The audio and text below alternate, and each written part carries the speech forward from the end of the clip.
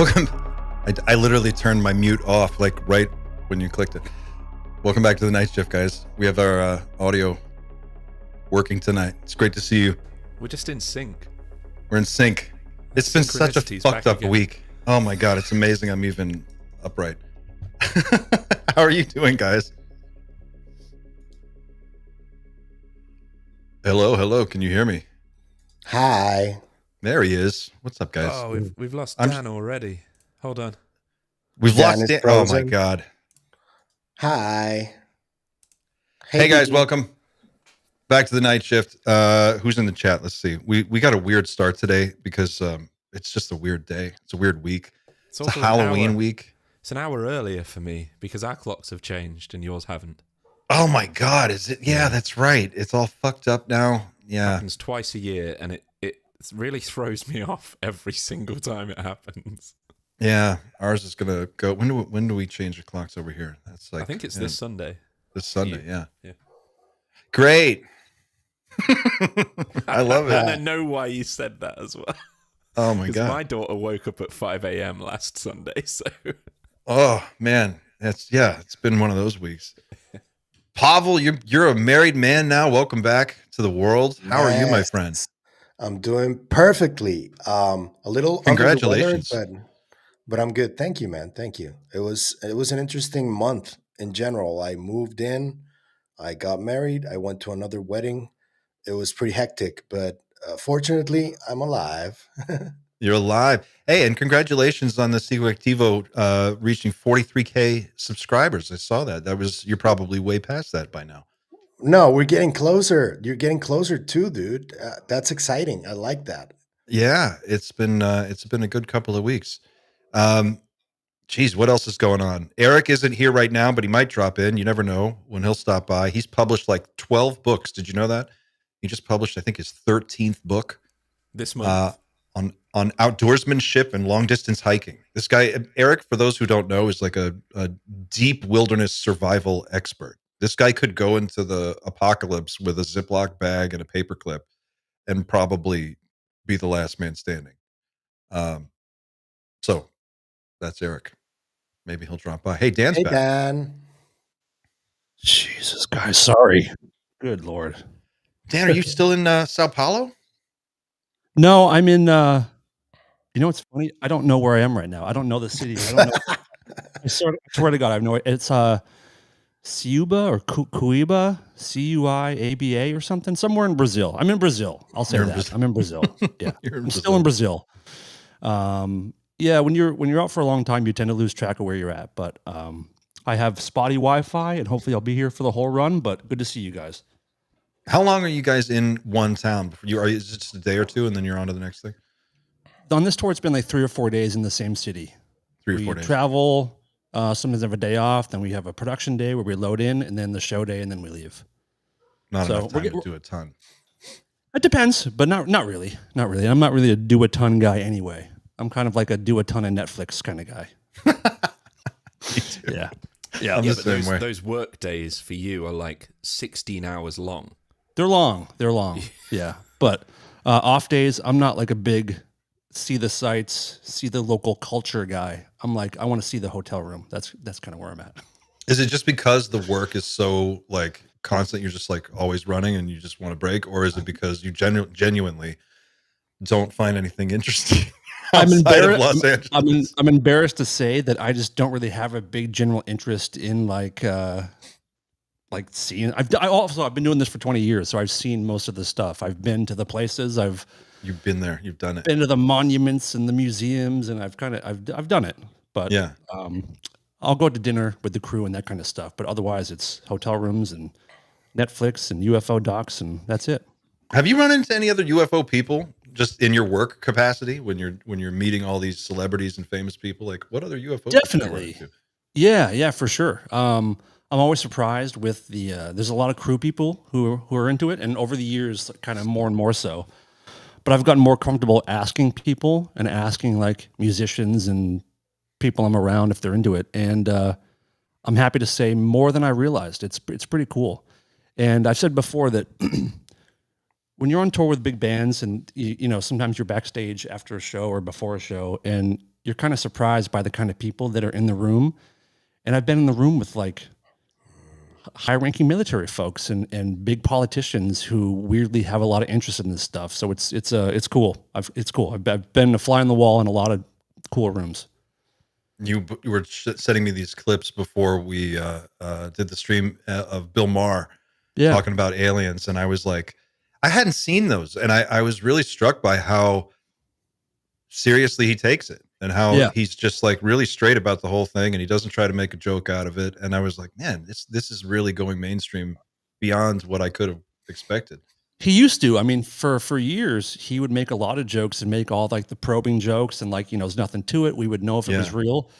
But over the last, I would say 5 or 6 years, his aperture is opening, and he's kind of listening to what people are talking about, and he's kind of seems like he's up to speed on Congress and stuff like that. And then tomorrow night on Halloween, Dan Farah, the producer and director of Age of Disclosure, is going to be the opening guest on Bill Maher, which is huge. Wow, that's huge. I've been making a push for maybe 6 or 7 months trying to get David Grush to be the opening guest on there. I'm still trying to. I know there's interest on both sides, so trying to make that happen. But I think Dan Farah coming on is a really nice first step. I think if anything that builds the buzz around this movie.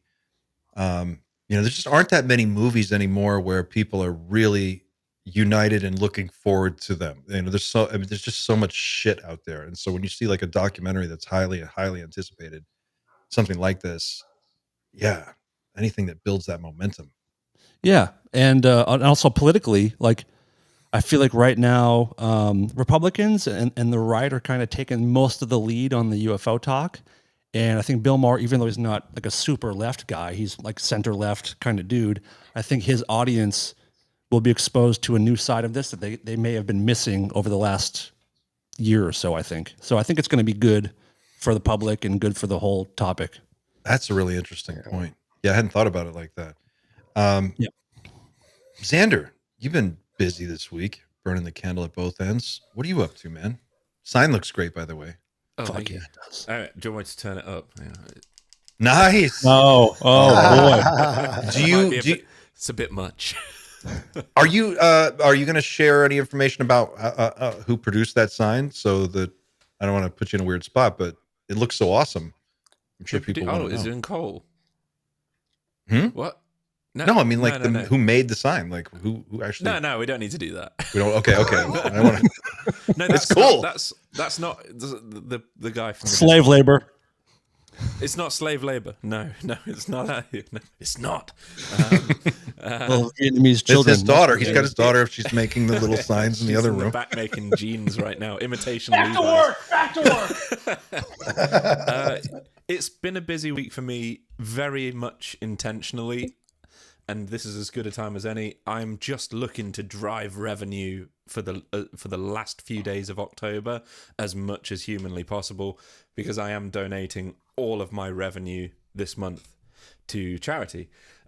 So normally the stuff I would save and push out maybe over a few weeks, I'm just cramming as much in as possible. So I have another video coming out tomorrow, and it's almost 2 hours long.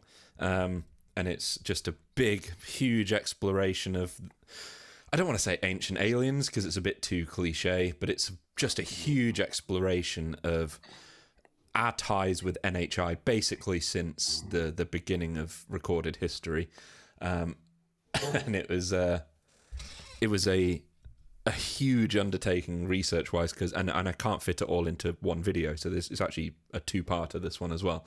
But yeah, I would love it if, for the last couple of days of this month, if you go and watch the videos, or I have set up a Just Giving, 100% of which of the funds go towards... Can we share that page? Do you have it?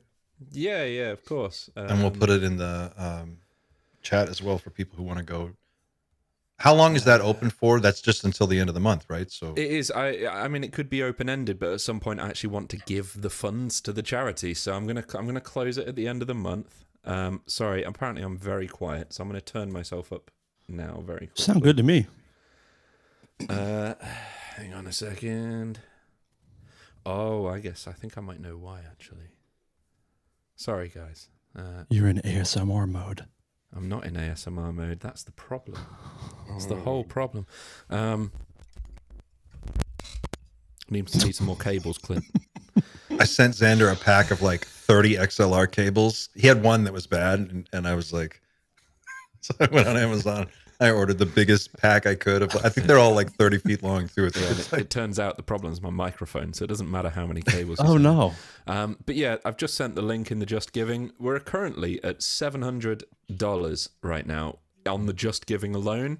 We've blown past $1,000 overall. I won't tell you the actual figure that we've raised on the YouTube revenue side just yet, but it's cool. It's a great month, and I'm just really thankful that everyone's taken part. Uncanny Expeditions, you guys, and Chris Ramsey from Area 52, that dropped yesterday.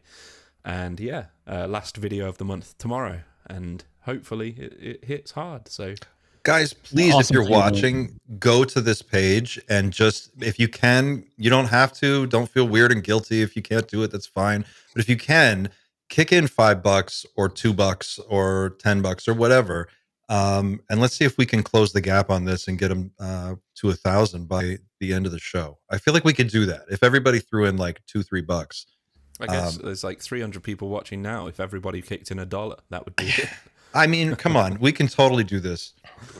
Easy. I would love that, but obviously, just do what you can, and don't if you can't do it, don't do it. At the end of the day, yeah, but if you can, definitely try.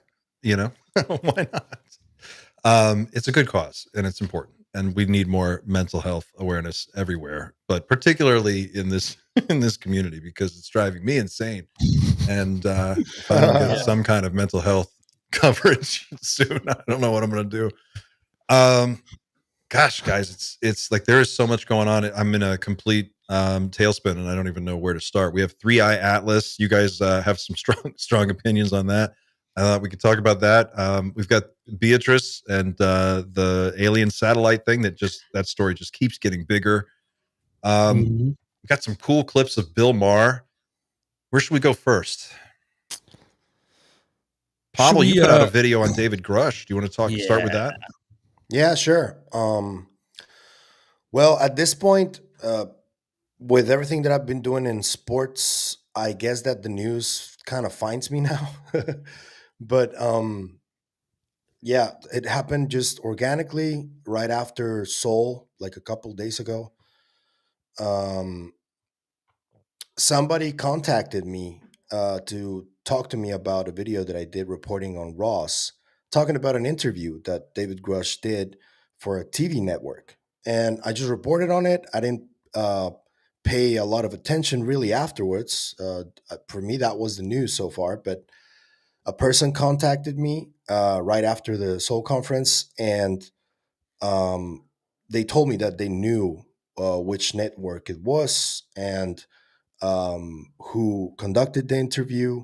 They gave me more details about it because I was really obviously very inquisitive, asking questions, see if it was like fake or something, and it wasn't.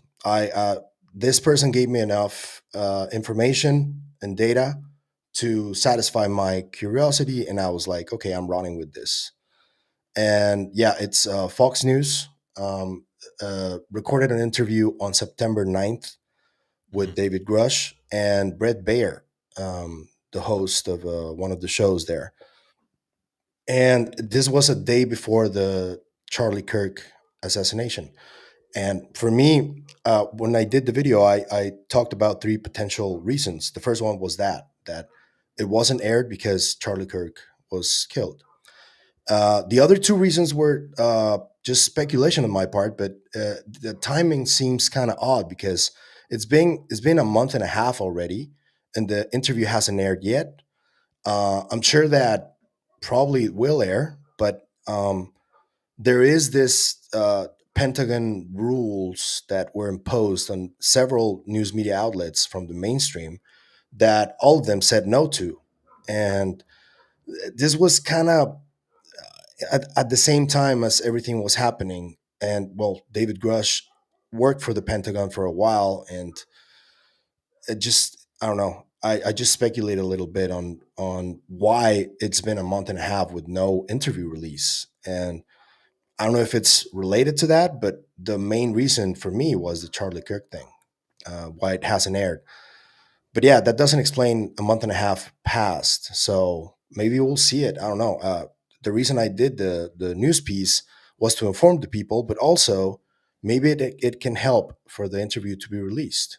You know? Do you think it could be maybe they're sitting on it until like age of disclosure opens, so they've got something in the can that they can just roll out that people will want to watch? And Brett has made publicized the film on his social media, so that also makes sense to me what you just said. Brett's all right. I'm not a fan of Fox News, but I as far as the people on it go, Brett's always been pretty much a straight shooter. He's just kind of like right down the middle kind of guy. I like that. Boring, news should be boring. Totally agree. Yeah. Right? Yeah. It used to be. Let's get the pizzazz out of the news, please. I don't want any more like if the news shouldn't like raise my heart rate. Yeah. I think there should be a way to report it so that it doesn't. I don't know. Maybe less smirking, less pizzazz. Just give me the straight scoop. Well, it should be a matter of, I think, like federal law or some kind of regulation through the FCC that you cannot monetize your news segment, and there should be some standards for what's considered actual news, I guess. Yeah. Like you shouldn't be allowed to make money off your news shit and then like sell pharmaceutical ads and run just crazy shit just to keep people watching. Like that, there should be some kind of rule. Or gun ads. Sorry. Yep. Yeah. A little clarity for what you were saying, Pavel, about the all the news people making this agreement not to sign these agreements. So they're still going to report on whatever they want to report on. That was the whole point. Is like, we're not going to sign this thing that you get to approve it, but they can still cover the Pentagon. They can still cover it. Just they don't get access in the room, but they are going to continue to cover it. So I don't know that there's maybe a connection there, but there could be, but they're going to report on it no matter what. I think that was what all the news media outlets said, is that we're going to continue on as best we can, but we're not going to bend the knee. They just don't have inside access anymore. Right. They can't be in the room. That's reserved for right-wing podcasters now. What the fuck? For real? Really? Honestly, that's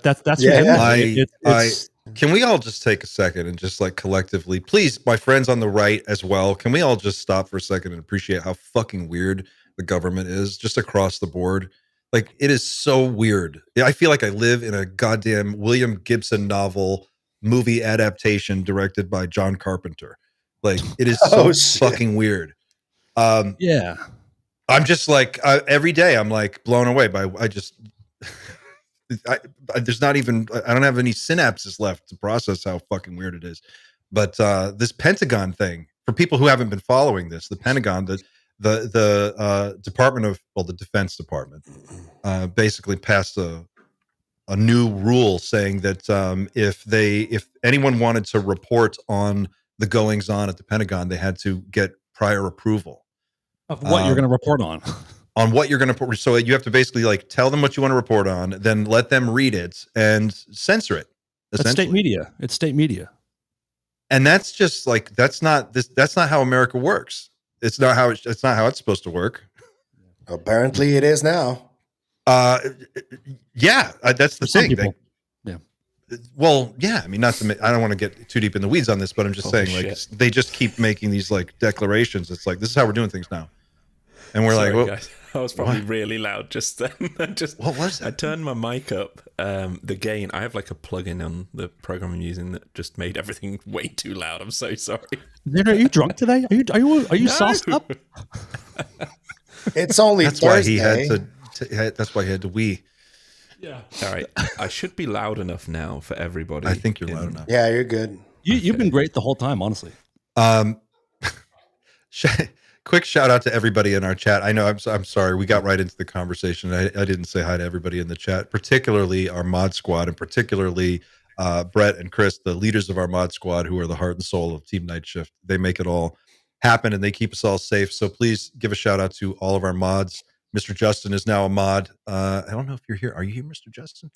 Mr. Justin also made Mr. the Justin Doomer. is here, and the reason I actually switched my mic on is because I just refreshed the Just Giving, and we're already at over $900. So That's Nice. the power of a Hell good yeah, cause, dude. people. Yeah. And the Code of Reality team, I think that's Dan. What's his name? We had him on. Dan Goler. Dan Gola, yeah, that's his team, I think. Dan is I want to actually talk to him so bad. he's in Florida right now. He's like 2 hours away from me, and we have been texting back and forth, and we're going to try to hook up and do something. I don't know what we're going to do, but Sick. Well, when you meet him, thank do him the for the test. generous donation. That's really good. And I'll do there's the another laser one thing. from Redacted. I can only speculate on that one. how close are we to 100 right now, or 1,000? To 1,000? We are $85 away. Whoever gets over, the next person to make a donation that takes it over 1,000, I will send a bunch of Night Shift merch to. Oh wow! Well, So I'm going to do it please- right now. I'm doing it right now. you can't be part of this. No, I don't want the merch. Give it to somebody else, but I'm putting you over 100 right this second. Oh, Well, I have to figure out who to give it guys. to. Then I can't just, like, it's got to be someone. I can't. All right, guys. Oh, Guys, please don't do super chats directly to the YouTube channel. Please go through the giving page. I mean, I can. We'll settle up with. It's just a different. I thing. just did. I'm I sorry. saw. Pavel, it was you. All right, don't worry. We'll figure it out. This isn't a show about let's give Xander loads of money. So let's just move on. No, I know but it's a obviously it's show not about gonna helping told us- people. And Xander, you told us we had to give you money to be your friend. You told us that that's true. yesterday. I did say that. Yeah. Wow. Unbelievable, Honestly, dude. guys, this is insane. So thank you so much. see, there we go. It is awesome. Yeah. Um, Really cool. I'll do something special. I promise. Do something special, and it'll all be fine. Let's talk about more alien stuff. What do you think about the 3i Atlas Nothing Burger? As this is how you guys kind of framed it to me. It's like Comet. nothing to see here. It's a comet, and at times throughout these last few months, I've been sucked into the possibility that it's not. But it just reappeared from around the sun or whatever. And if it was going to be weird, people thought it was going to get weird then. And it's just continuing on as comets do. It may be strange and it may be like made up of weird metals, but I think it's just a comet. So you're getting off the hype train.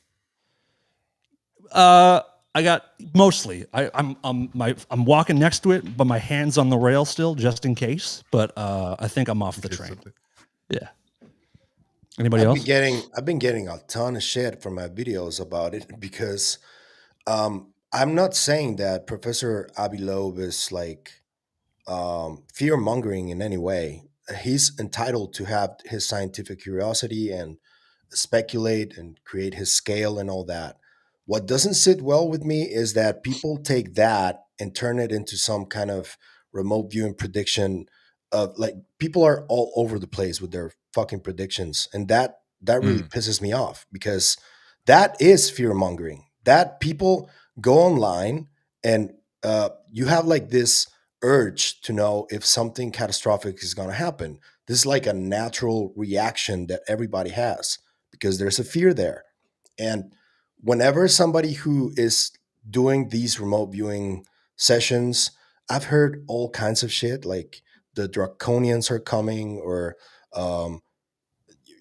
you name it. Like it's all over the place. And that's what I'm against. It's people take advantage of this fear that everybody has of something catastrophic potentially happening and they publicize it and they monetize out of it. And I think that's wrong. And that's just my criticism. And I think Professor Loeb is playing a role there that he's not doing it on purpose, but he's a scientist from fucking Harvard, dude. It's like, you need to be more aware of those things. Even though he claims that it's not his fault how other people act, I agree, but still need to be mindful of those things. So are you suggesting that he's overplaying the whole alien angle just for the sake of clout? I don't know.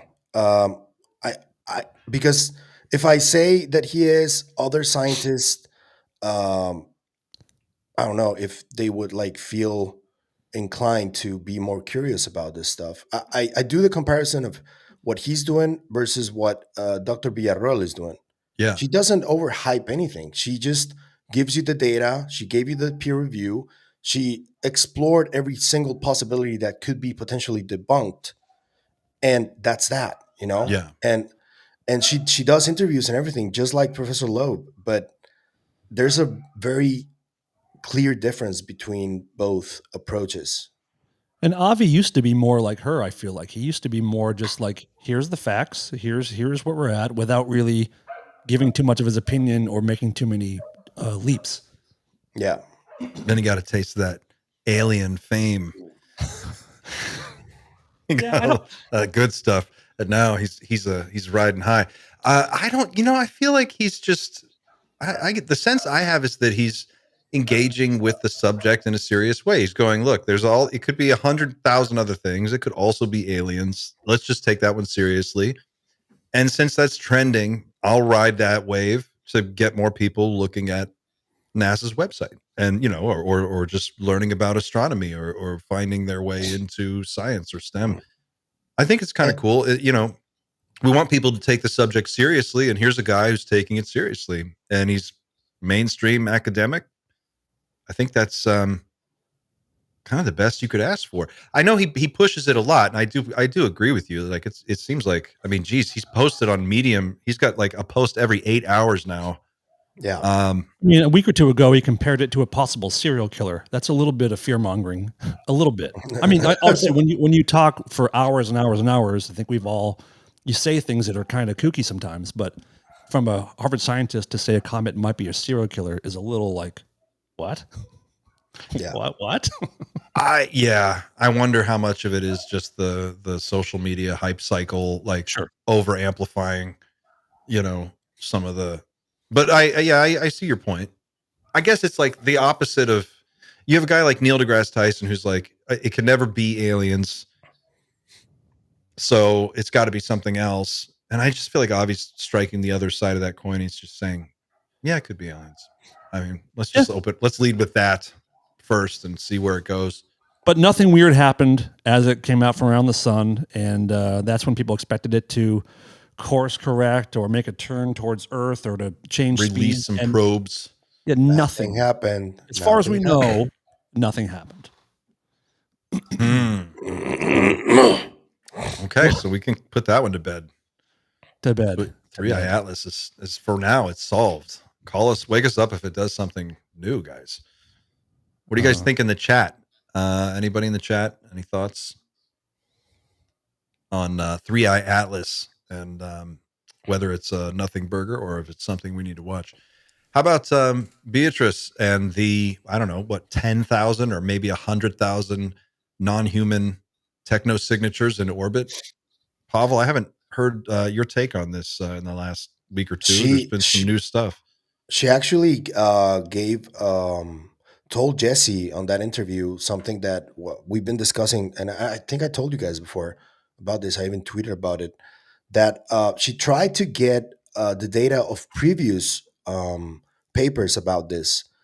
They call it differently. They don't call them transients. They have different names for them depending on who was running the study. But when she tried to do it, she contacted someone at NASA, and this person told her, because she thought that all the data was held by NASA. And this person told her that no, that's not the case.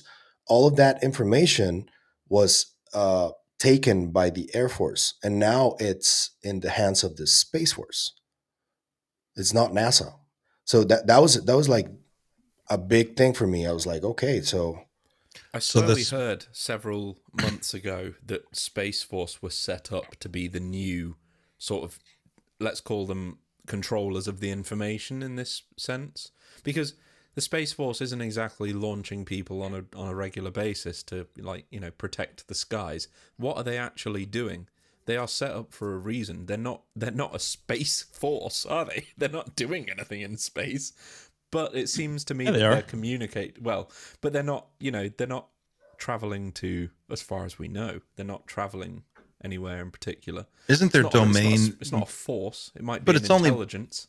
like how many years? I mean, it was established in 2016 when the first Trump administration, and then I mean they just got stood up a few years ago. I think it's just they're managing the domain of space from a military perspective, right? So I don't know how do they have control over all our satellites, and I'd be curious to know like what is the boundary Many of of their them. Many of them. Yeah, there's something I learned this a long time ago. I never mentioned it, but I have a friend who has connections to Space Force and has a couple good friends that work there.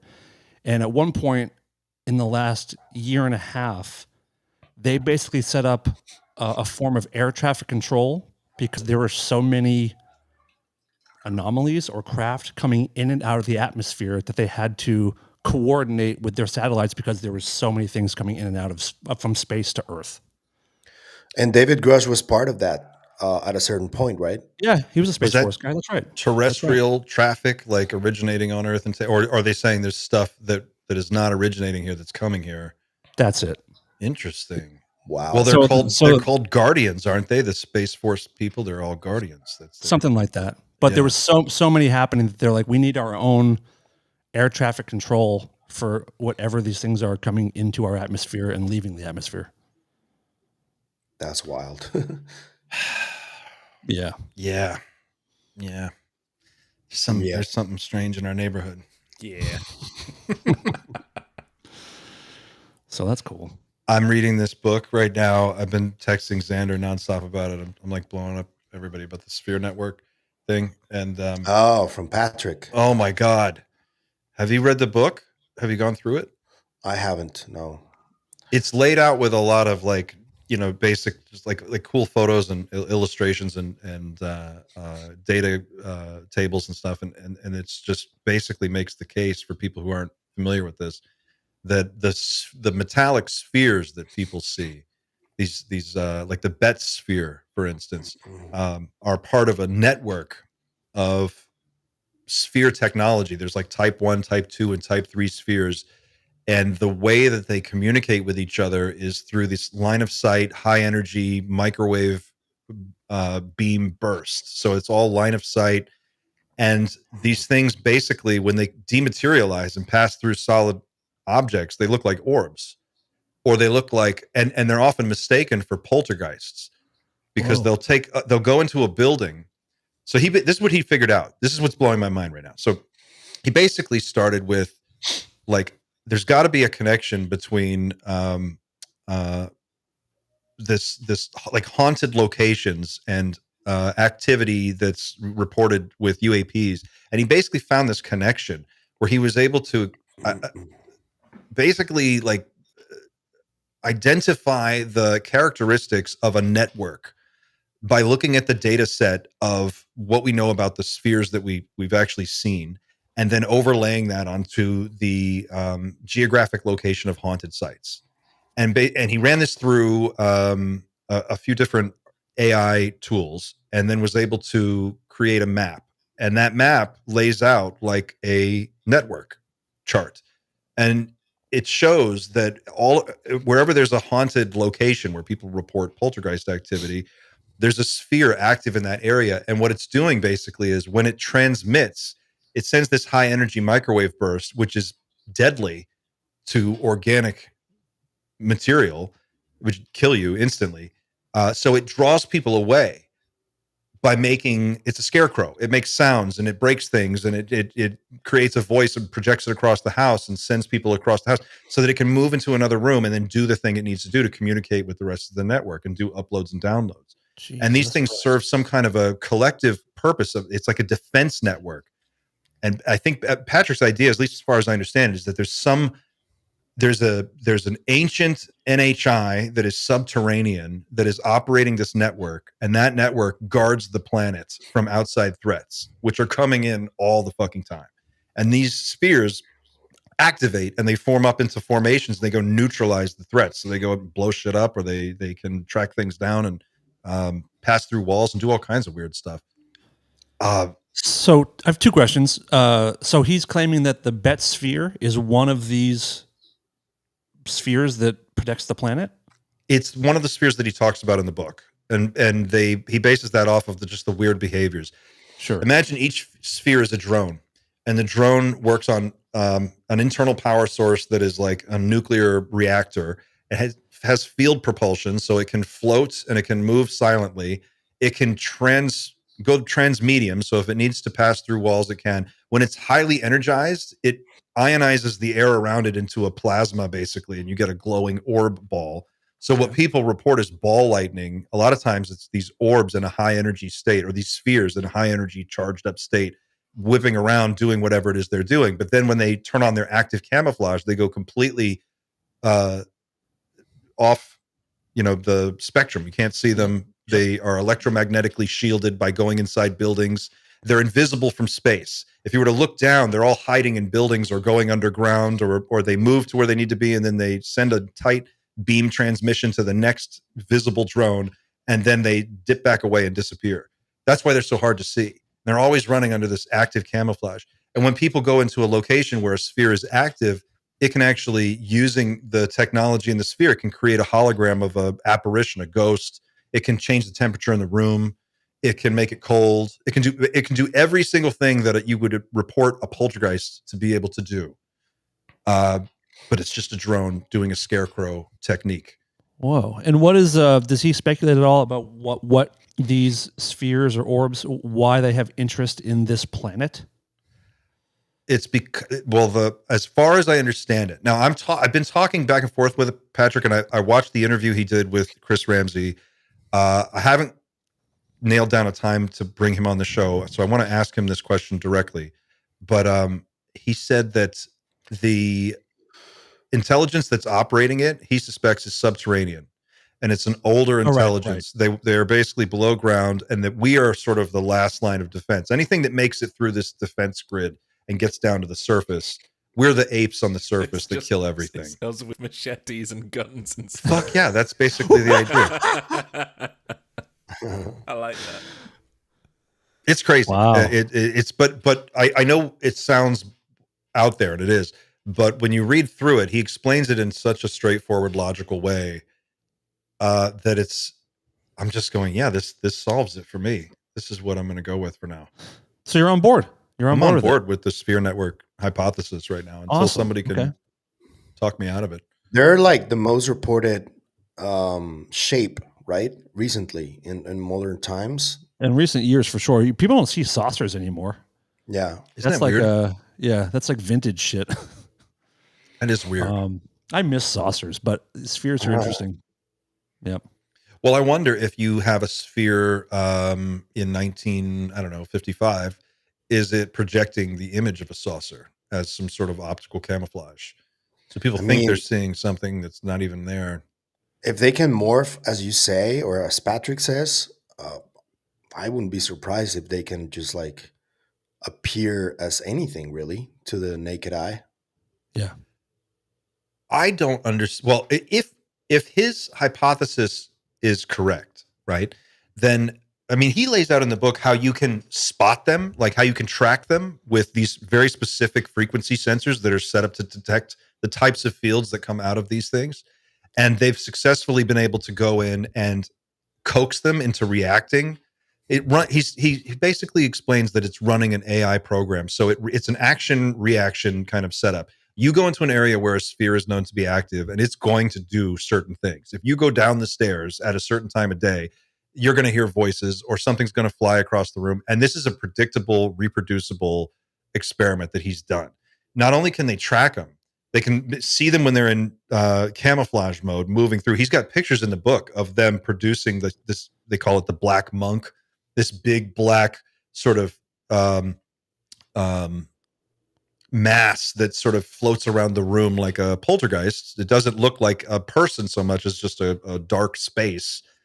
And when you photograph it a particular way, you can see the sphere projecting this basic sort of shape of a human, and it's floating in the middle.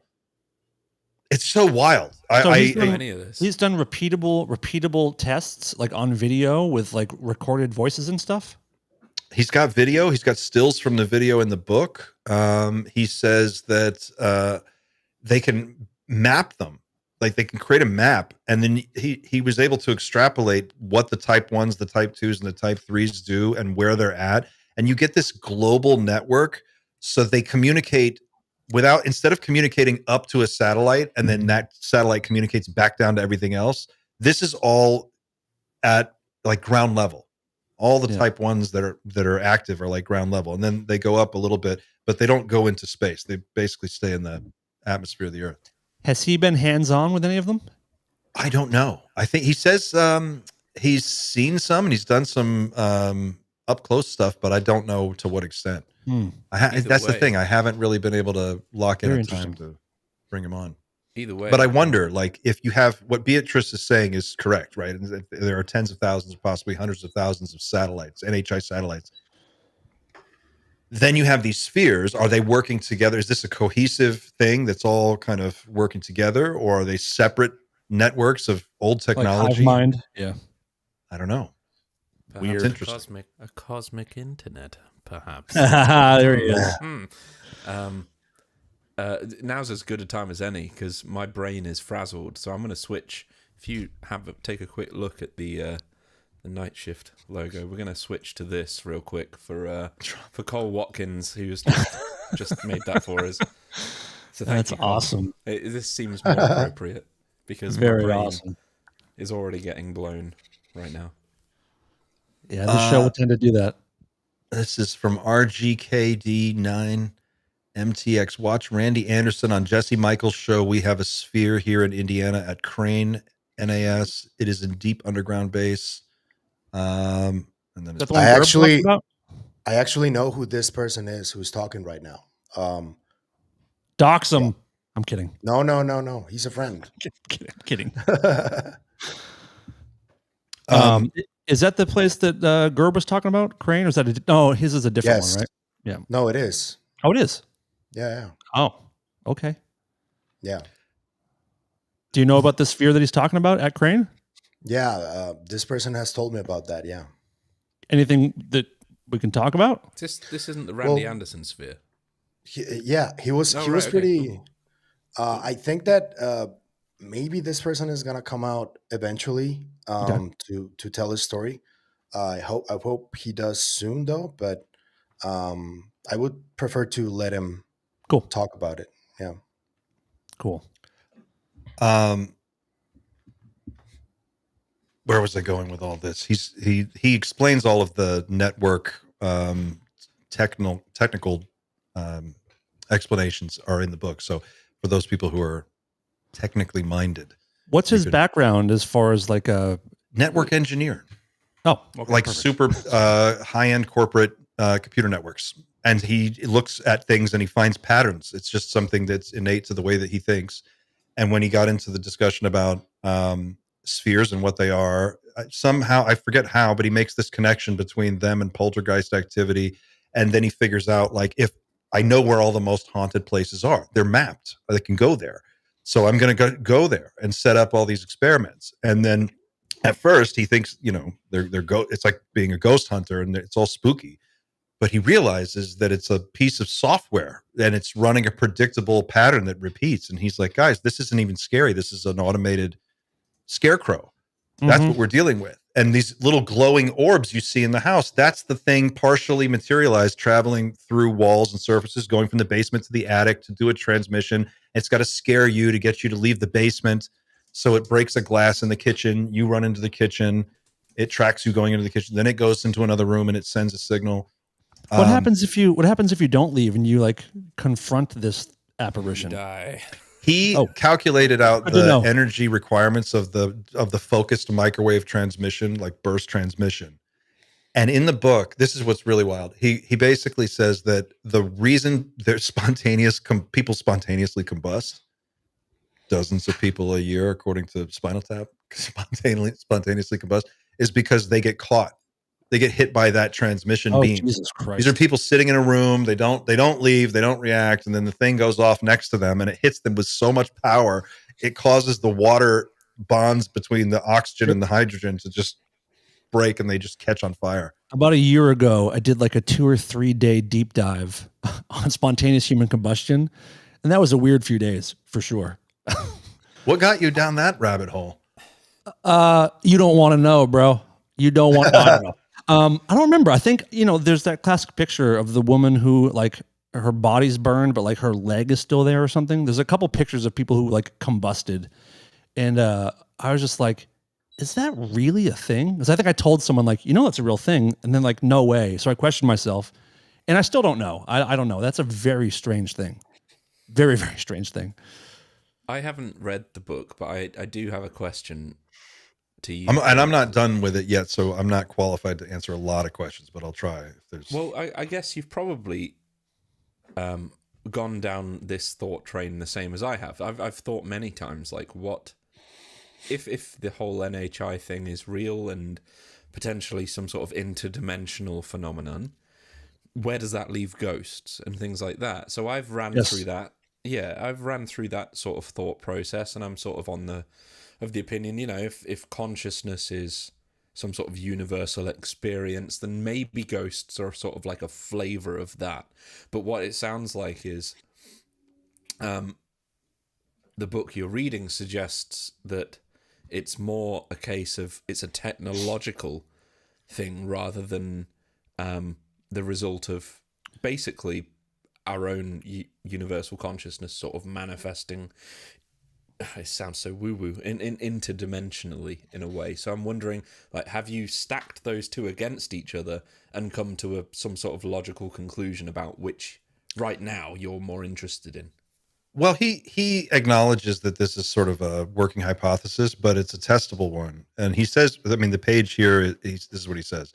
If these small silver spheres are the root cause of poltergeist activity, then they must be pulling from the same library of actions and effects worldwide.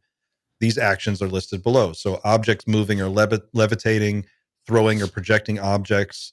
So these are things that could be done with a field propulsion system on a small drone. Unexplained noises, appliances turning on and off, electronics switching on and off, physical interactions, glass breaking, voices, temperature, all the stuff that you would associate with a poltergeist. That is the specific reason he focuses on poltergeist activity is because it's localized to a specific area.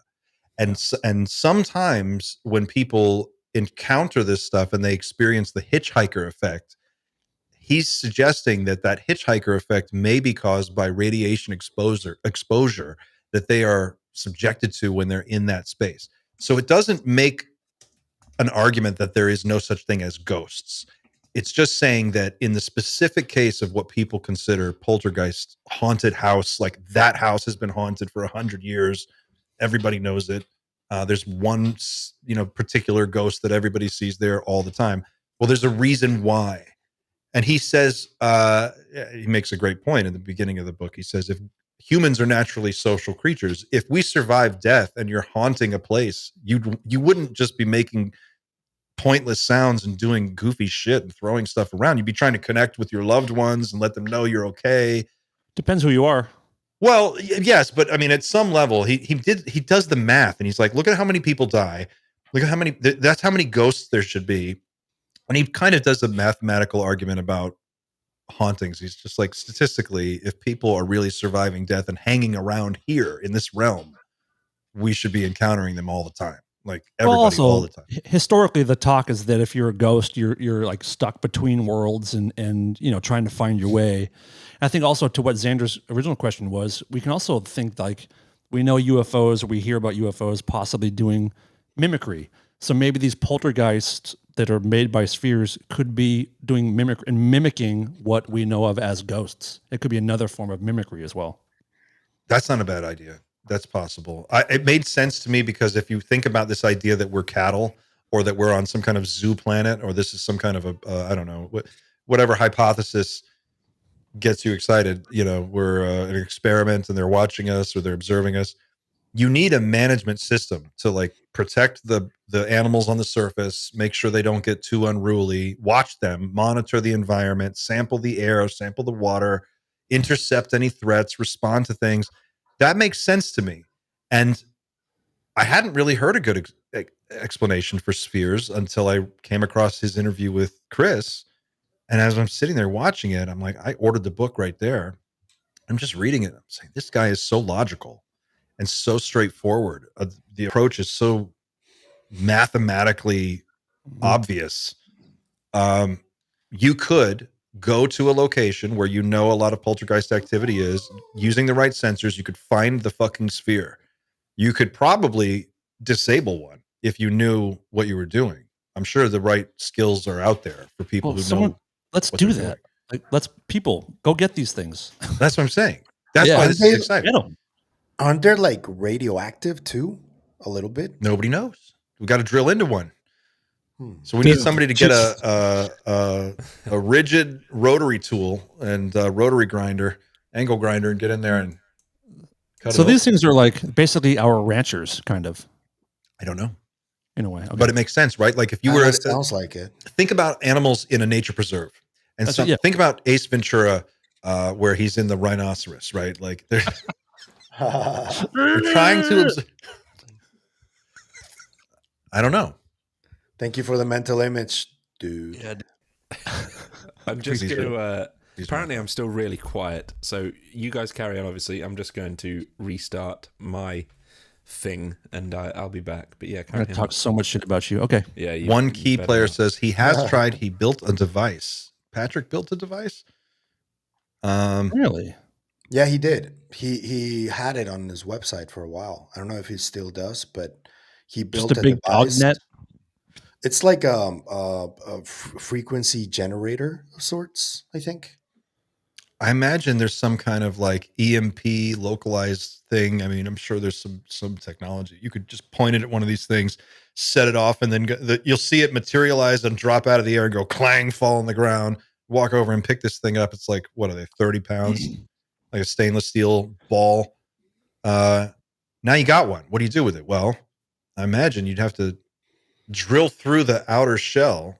I mean, he says in the book, he's like, if you drill through it and you detonate it and it blows up like a nuclear bomb, then you know that's no good. So, but you've got to do something at some point. These things are out there. People have them. Someone's going to have to cut something open and take a look inside, right? Does Do the you bed sphere? remember- What's the other guy? Is it Jim Mars? Is that the guy's name who has a sphere? Or is that a different guy? Jim Mars was the writer who wrote all those cool books. Who am I thinking of? Maybe it's Betts, but I think Ross reported on someone who travels with Willie Nelson. Is that the guy you're talking about? yeah, that sounds familiar. Yeah.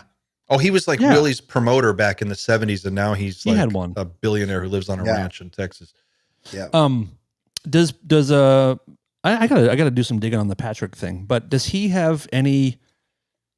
Has he mentioned at all what kind of beings are underground that control these things? Are we talking There's a picture of one in the book, a rendering or a photograph? a photograph. It's fucking crazy.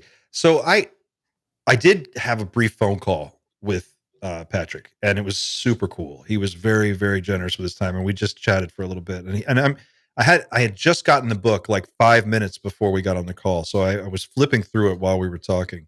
And he goes, and I asked him this same question. He goes, we think we have a picture of what one might look like, and it was set up on an automated camera that went off with a flash, and it was a very specific setup. And I'm looking for it as I flip through the book here, and it does look like a partially materialized alien that's using some kind of active camouflage. This is not going to come through on the camera, but I'll hold it up. Like, I don't know if you can see. Oh, yeah, you can see it. Whoa. What is the like? Can you tell me what the setting is? Like, is it in a room? Or is it over a building? I can't tell. Like, what the? It says at the this is just recounting the experiment. So Mike and I collaboratively designed and constructed a simple but specialized strobe with the explicit purpose of triggering the sphere's AI system, effectively inducing paranormal activity on demand. This is why it's so cool. This is what they're doing. This unit operated on the same principles, involving a concentrated light source utilizing a specific color to mimic gas interaction. To enhance its efficacy, we incorporated a glass sphere to diffuse the light. The subsequent events and the following photos tell their own remarkable story. And then the strobe goes off. At this point, something occurred that seems technically impossible. The camera was recording at 60 frames per second, and in just a few frames, the vertical light abruptly bent to the right, Simultaneously, a figure appeared about 5 feet tall with a large elongated head and teardrop-shaped eyes approaching the strobe and peering into it. The strobe itself was coded to create a slightly random, noisy light signature using blue as the primary wavelength.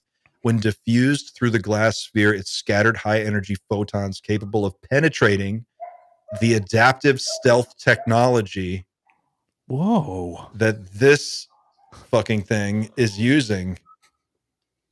This is And you making can my see stomach feel weird. eyes. There's the strobe. It's looking into this thing. It's down here and it's blasting this light. The light pulls over and the light source is here and it goes over and it illuminates this. So he goes on and he says, the being's large eyes suggest a nocturnal nature. The speed of this event was extraordinary. In real time, we saw nothing out of the ordinary. Only upon reviewing the footage did the situation become clear. It appears the UT group is employing a form of localized time dilation. They seem to be able... UT? Ultra-terrestrials, that's right. Underground, yeah. They seem to be able to activate this field around themselves, moving at a normal pace while everyone outside the field is effectively frozen or operating in extreme slow motion, everything unfolding between the frames of human perception. So, And that I mean, kinda, yeah. he goes on. That kind of goes. Sorry. No, that's it. I'm just excited. That kind of Go goes ahead. to when people talk about seeing beings that seem to be moving faster than we are, that they're kind of in fast forward. Yeah. That kind of goes to what you just said. The aerial school children, what did they Yep. say? Yep. It was like For stuttering them, and it was moving slowly. That Is it sort I of don't know if you guys Oh, remember, but Dr. Piotti told me about his alleged encounter with one of the small tridactyls. He claims to have seen one in the 90s. And he talks about this. He says that it moves really, really fast, like the Roadrunner sort Sure. of. what was that? We've talked about it on this show before. It was a podcast. I think it was a Brazilian podcast because they're speaking Portuguese and they're interviewing two guys who are indigenous, and they're talking. And they show them a picture of the gray alien, and the guys are like, "Oh, that's not an alien. These are the." Mancunawabu. Mancunawabu. Is that what it is? That's what they call them. Yeah. Underground. What does that mean? Oh, okay. I don't know what it means, but that's what they call those things. They said they live underground. Yeah. The ant people. And people. Yep. Yeah. So the gist that I pulled from our phone conversation, and again, Patrick, if you see this, please come on the show and straighten me out on this if I get it wrong. But there is a ultra terrestrial group living subterranean. They are completely stealth. They want to have nothing to do with anything else that's out in space. I think his idea is that the dark forest hypothesis is the real deal. And it is a dark, scary universe. And there's a lot of things that want to kill you in it. So these people go underground and they build this like localized low altitude network that just hugs the earth and kills anything that comes in from outside. And then we are sort of just the surface dwellers. They don't really want anything to do with us. They're not interested in us, but we're here to take care of anything that makes it through. And Clint, how does that jive with your feelings about Dan Burrish and his theories about breakaway civilizations? Oh my God, I have a fucking clip to share with you guys. I got one for you today. Oh, Dan Burrish. I actually, Brian Jackson just texted me about Dan. He's helping me with this other video project. I don't think it changes anything. I mean, I don't know what to think. I just know that at any given moment, I'm interested in a few different ideas and I'm kind of learning about them. I still, I think the sphere thing is fascinating. I can't fold it into Dan Burrish's narrative. I don't see a connection there. I do. You do? Yeah, so the Dan Burrish's story, he basically says when this cataclysm hits Earth, humanity splits in two. Oh, And yes. The smart aliens basically get underground as soon as possible, and it's the ones that live on the surface that have to live with the consequences. They're the ones that have trouble in however many thousand years. and need to come back and fix their own genetics, whereas the ones that live underground are the let's say the humans we were supposed to end up as, I guess. You know what? You're right. Yeah, and he says the ones that get off planet basically become what we would call the Nordics or the tall whites. That's what we would know them as. They're very hippy dippy. They all do CrossFit. They're all like 7 feet tall. They've all got bowl cuts as well.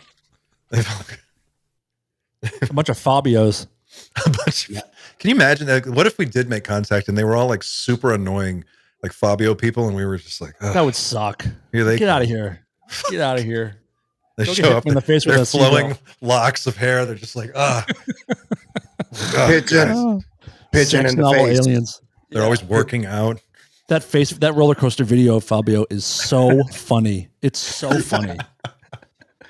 Right in the face. Boom. Oh my God. Of all people. This is very, very early days, and I will be definitely sort of exploring this. Probably, I'll definitely do an episode on it, and we'll talk about it on here at length, I'm sure. But it's probably a few weeks away. But I'm sort of trying to process Dan Burrish's story and Dan Sherman's story, and then plenty of other things I've heard about time travel, and even going back to some of the first videos from Birdie Jaworski that I watched, where she was sort of trying to remote view the drones, and instead she was really sort of interacting with what appeared to be the sun, and then Dan Sherman's told by whoever it was that was talking with him that the sun is not what you think it is. And then we've got Dan Burrish saying there's a cataclysm on Earth that requires, you need to move underground. So immediately I'm thinking CME of some sort, like, and as I said in the interview with Chris Ramsey, and you were there, Clint, Edgar Mitchell had his experience in space, and it was like profound, whether or not it was just because he was looking at the Earth and it was awesome to see, or maybe the Earth's magnetic field is some sort of blocker for some kind of extra energy that we don't understand yet. And that's Ingo sort of Swan something- said there was some kind of interference field that was being artificially generated I didn't and know projected. That, and he said, I think it has something to do with, was it Kit Green who saw all the bases, the remote viewer who saw the bases? I would love to talk about that for a while too, because that Can we also is talk about tying into. Yeah, of course. But finish your thought though, for sure. I'm that's pretty much as close as I'm getting right now. I don't like to just, like, in my videos I try and ground it in some sort of reality. At the moment there is absolutely, like, I've not spent enough time to know whether it's even worth talking about. I know science gets things wrong all the time, but I don't want to appear ridiculous with an idea. But at the moment I don't want to just throw all of this stuff about the sun at the side and pretend that nobody's talked about it, because at this point enough people are now talking about it that I need to start sort of exploring it as an idea to fit into the greater tapestry of what's going on, because enough people have really started to thread it into their story in some way. And for a lot of people, it's very in passing. Like even Dan Sherman, it's like one line that he says, and I'm starting to think like, okay, well, he's mentioned it, Birdie's mentioned it, Burrish in a way has alluded to it, and apparently Jordan Jozak did too. Before he was public, when he was Lightbringer, there's like a pinned tweet that he had where he talks about the sun being a conscious being, and that we as a civilization have like the control of either making things better or worse, but collectively. That's what he said. And we've clearly Rupert chosen worse. Rupert Sheldrake has a whole thing on is the sun conscious, a whole presentation on it. Yeah, the preliminary sort of looking around the internet I've done has sort of pointed me towards Sheldrake. So I will, when I get some time, I'll be looking at what he says first, because I love the guy. But yeah, I don't know how this relates to Kit Green. You said something? No, because because we mentioned remote viewing and genetics, and you mentioned Dan Sherman, and I just recently kind of re-put out that audio, the Kit Green, K. Randall May leaked phone call, and Kit Green was a scientist for the CIA, and he ended his work with the CIA in the mid '80s, but I think it kind of continued on long past that.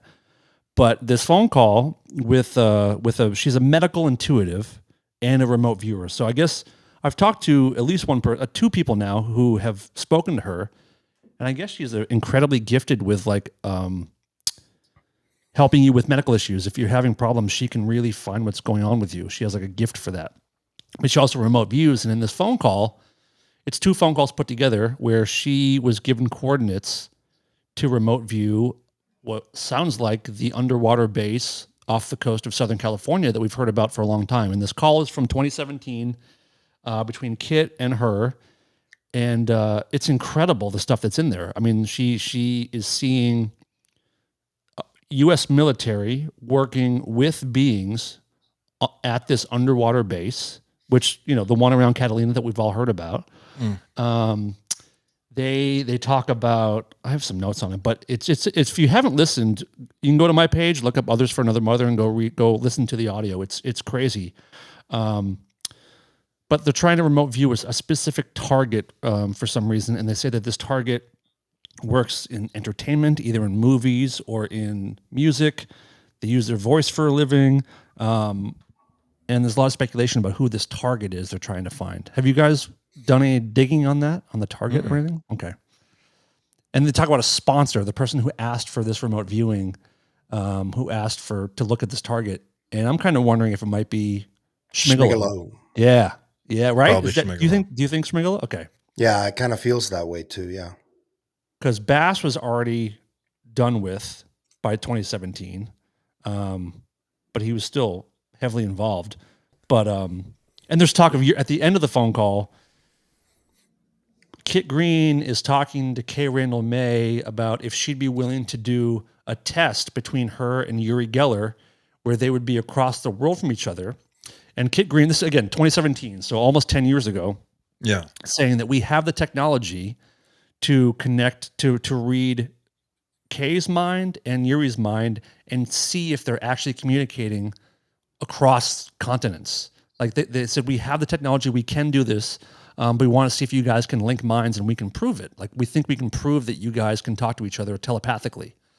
And she's talking about how she's open to it, but she's worried about like getting injured. She goes, no, Yuri is very powerful. She goes, I went to see him speak one time. I was in the audience, and there was a moment when I knew that he was connecting with my mind. And she had a ring on her finger that broke off of her finger. And she says that Yuri broke the ring off of her finger, basically to let her know that, like, I'm aware of you. What do you think about that? I don't know what I think about Yuri. I don't know what to think about Yuri, but this is her experience. Yeah.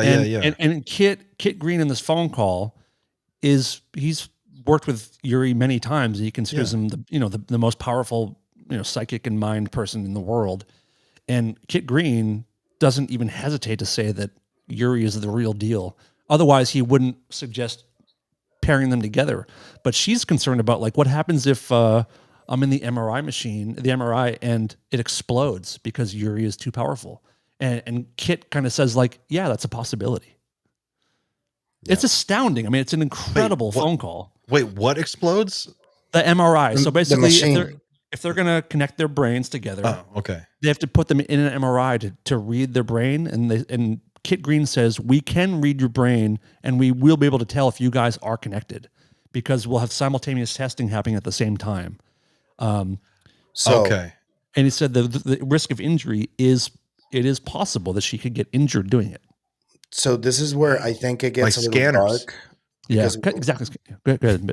When I was listening to this phone call, I was on the plane, and it brought back a lot of the stuff that I've been reporting on Jacobo Greenberg, because that technology that Kit Green is talking about, Jacobo was starting to think about it and theorize with it and even do tests with it in the same building. And when he was about to do that, like move somebody to India and communicate all the way in Mexico through these machines, that's when he disappeared. Like right, he was gonna board the plane to India to continue the experiment and do a peer-reviewed paper on it. The paper is out there though, but it's Yeah. not peer-reviewed because he disappeared. And when Kit was talking about this, I was like, so they advanced quite a bit on what Jacobo started, because now they're talking about two people who are like potentially psionics or psychics communicating across continents, which is like a major advancement in what Jacobo was doing. And also the telepathy tapes. I just spoke with Dr. Julia Mosbridge on the Mm. show, and we talked about the test that they ran with the non-speakers, and it's the same type of Yeah. test. Yes. Mm. Yeah. Yep. And again, 8 years ago. So who knows how far it's gone since then? But yeah, I think, and I also, there's a part in that call, I forget the actual part, but where Kit kind of talks about doing some kind of genetic testing, which brings me back to the Dan Sherman thing. Mm. I think Kit is probably, I feel very confident that he is highly involved in the genetics discussion between Him and NHI Nolan. humans. Yes. But Yeah. Kit much more than we realize. And I think he's leading the whole thing, right? It kind of feels that way. maybe, I mean, he's also, I mean, very much connected to the MK Ultra stuff. And, you know, I think he's probably done some pretty not awesome things in his career wonder for the what sake of kind of- science. No Not wonder awesome he doesn't things. want to do interviews anymore. I was going to say, like, Well, I guess bingo. we should just get him in for an interview. No, That's not happening. Out of all He'll of say the no. people, yeah, absolutely. Out of all Well, of what- the people that we have requested, Clint, I'm sure you'd agree that Kit Green is probably one of the highest, but we always get sent the wrong contact information for Hey, him. people email and they're like, "You've got to talk to Kit Green. I've got all his I've tracked him down." And then it's like, Here's his the LinkedIn. website, It's not. It's just not him. and it's like lemonparty dot whatever. It's like, Lemon party. Blue waffle. So yeah, just in case you're wondering, guys, if you're watching and you want to put us in touch with Kit Green, don't make sure Please you've got don't. the right. Yeah, my We've my been next in touch enough. my dream congressional hearing would be Kit Green, Lakatsky, and Hal Puthoff. Give me those three, and I think we'll crack this motherfucking thing open for sure. Oh, I'm on board. That's great. Wow, and that's the trifecta. isn't Bobby it? Ray Inman as a hostile witness. Beautiful. Yeah, great. There you go. I mean, Kit Wow. and Hal might be a little hot. Well, Lakatsky, Kit, and Bobby Ray would all be pretty hostile, but Yeah. if you get those guys to talk, this discussion is pretty much over. Yeah. I think. Do you guys ever think it's going to come to that though? Where do you think Congress is ever going to have that kind of power Who was of it that said they would oversight to just really? lie? Like, Hmm? I Someone mean, said they would just. It was either Lakatsky or Stratton that said, you know, if they were subpoenaed and they had to testify, they would just lie. Yeah, they've given I'm not aware directives of to any just- such program. Yep. Yep. Yeah. Exactly. I don't have any Um, recollection of that. Maybe if some kind of internal policy changes, that would change. You know, if they get given more right to speak, but those are the guys. I think there's also a part of this that some of the people involved in this don't think that the rest of humanity is ready for this, for the information to drop like that. I think that's a mistake, personally. But I think Well, that a lot of the who do you a lot think of the those people decision, would be that at that level that don't from want that? from within the legacy program? I think that there's a number of people there that don't think that this should be out because they don't think people are ready. They think they would. Well, don't fucking be- decide for me. They don't Yeah, get yeah. to decide for us. Fuck I know, that. I know, Yeah, I know. I know. Yeah, I know you I agree, agree. but like, fuck those people. Like, Yeah. it's not your information; it's our information. It's like it's reality. It's science. It's nature. You don't get to like decide what we get to know. Well, I guess you do get to decide, which is bullshit. But Well, there was a great interview that's out. Sorry, Someone in the audience may know which one I'm talking about. If it rings a bell, let us know because I'd love to see it again. But it was with Hal Puthoff, and Hal talked about an thing that he was invited to participate in that was sort of like a wargaming scenario, and Yeah. they basically brought all these experts in, and they said, "Look, if we disclose, we 2004. want to game out. Like, yeah, what would the fallout be?" And he was a pro-disclosure guy going into it, but said that at the end there was no way they could see that disclosure was better than not disclosing. He didn't really go into any explanation about what that meant, though. I don't During the George understand. W. Bush administration. Right. Yeah. Yep. And I'm not sure I understand like what the metric would be by which you make that judgment. I mean, how can you decide? I mean, It is was it a just formula. They had hard a formula. economics? Probably. It was very loose formula, from what I remember. And it was still, 3 years after 9/11 when people were still kind of nervous about, wars. But also, I think that was one of the most unifying times that the world ever had. It would have been a great time, I think. Oh, September 12th, you could have done anything. Yeah. They could have done anything. They could have literally, they could have achieved, probably pushed for world peace on September 12th and got it. Yeah. And then it was, and I remember like that weird, it was a weird moment. Right after that happened, there was like all eyes turned to America and all eyes turned to New York City, and the world was just silent for a couple of days. And it was like, whoa, what the fuck happens now? And then we entered the dark timeline. Or maybe we were already in it. I feel like wild stuff. Yeah, that's kooky. You want me to blow your minds with some Dan Burrish stuff? Obviously. Okay, yes, this please. is a lot of fun. Guys in the Burrish? who's this guy? Guys in the chat, Danny hit B. that like button. We're at 611 concurrent viewers, and we're only at 208 likes. Each of you, please, for less than the price of a cup of coffee, you can hit that like button, and you can help us achieve the unachievable. Yeah, immortality. We can be the biggest live stream in the tiny corner of the UFO space on YouTube. I think that would be great. Let's talk about Dan Burrish. A quick on ramp for those of you who don't know the Dan Burrish story. You should find out about it and study it because it's amazing. Dan Burrish is a guy who claims to have been a microbiologist who worked at S4 in the late 1980s, I think, or 1990s, on a being called J-Rod, which was supposedly a captured extraterrestrial that was held in this very specific underground containment room called the Clean Sphere. It was a custom designed, one of a kind special containment unit. And he was part of the biologic sort of study team, the study group that was originally actually led by a different guy, but eventually he gets promoted to be the leader of this group.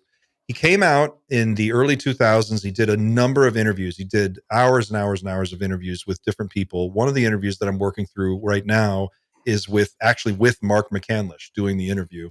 And there were, probably half a dozen others. In this interview, the clip I'm about to show you, he talks about communicating with the J-Rod. The J-Rod identifies Dan Burrish as someone it wants to bond or communicate with, and it begins to telepathically entrain with him so that they can communicate together. And there is an incident that happens inside the Clean Sphere, and he is going to walk us through what happened and how they responded to this incident. What's interesting to note here when you listen to this clip is just listen to the way he explains this. Listen to the methodical, business-like way that he walks us through step by step by step what happened. And it's going to blow your mind, I promise. After this, we need to check out eaglesdisobey.net again. Eagles Disobey just got an update. There's more. Okay, here we go. Including a date. That's right. Okay. Ready? Here we go. Give me 1 second. So fucking ready. He talks about how they punish the J-Rod if it does something. Please tell me don't they like. spank it. Sorry. Let me remove the trauma. Trauma bonding Thursday. That's a good freeze. That's a good thumbnail right there. Let me just hold on. There we go. Sorry. There we go. Okay, here we go. So, just give it a minute. This is about a 4 or 5 minute bit here. But almost like he was a ghost with a body. He didn't belong. He did not belong where he was. Yet, when he would communicate, when he would do the entrainment, they thump you. It's almost acoustically. They thump you.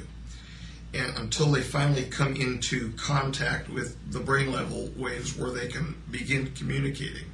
And it comes in waves. It's almost like clicks of a dolphin. It comes in waves. And then you feel yourself pulled in as the entrainment is occurring, that the perception is being pulled into his eyes. Very unwieldy feeling. But then they entrain, bringing you down to relaxed almost to a theta state, like an 8 hertz type theta state, where you're very almost like drowsy, and they tell you, they're not going to hurt you. He did that. He actually said that he would not harm me. When he stepped forward on me when we were doing the old bride's dance, as we nicknamed it, where I was supposed to step forward to him, almost like taking a bride step up the aisle, and then he did the thing back to me, almost jokingly. Okay, Yeah, so that's insane the way he describes that. I'm sorry, but that's so weird the way he describes that it's so hard to dismiss it like as crazy. Which part is weirdest for you?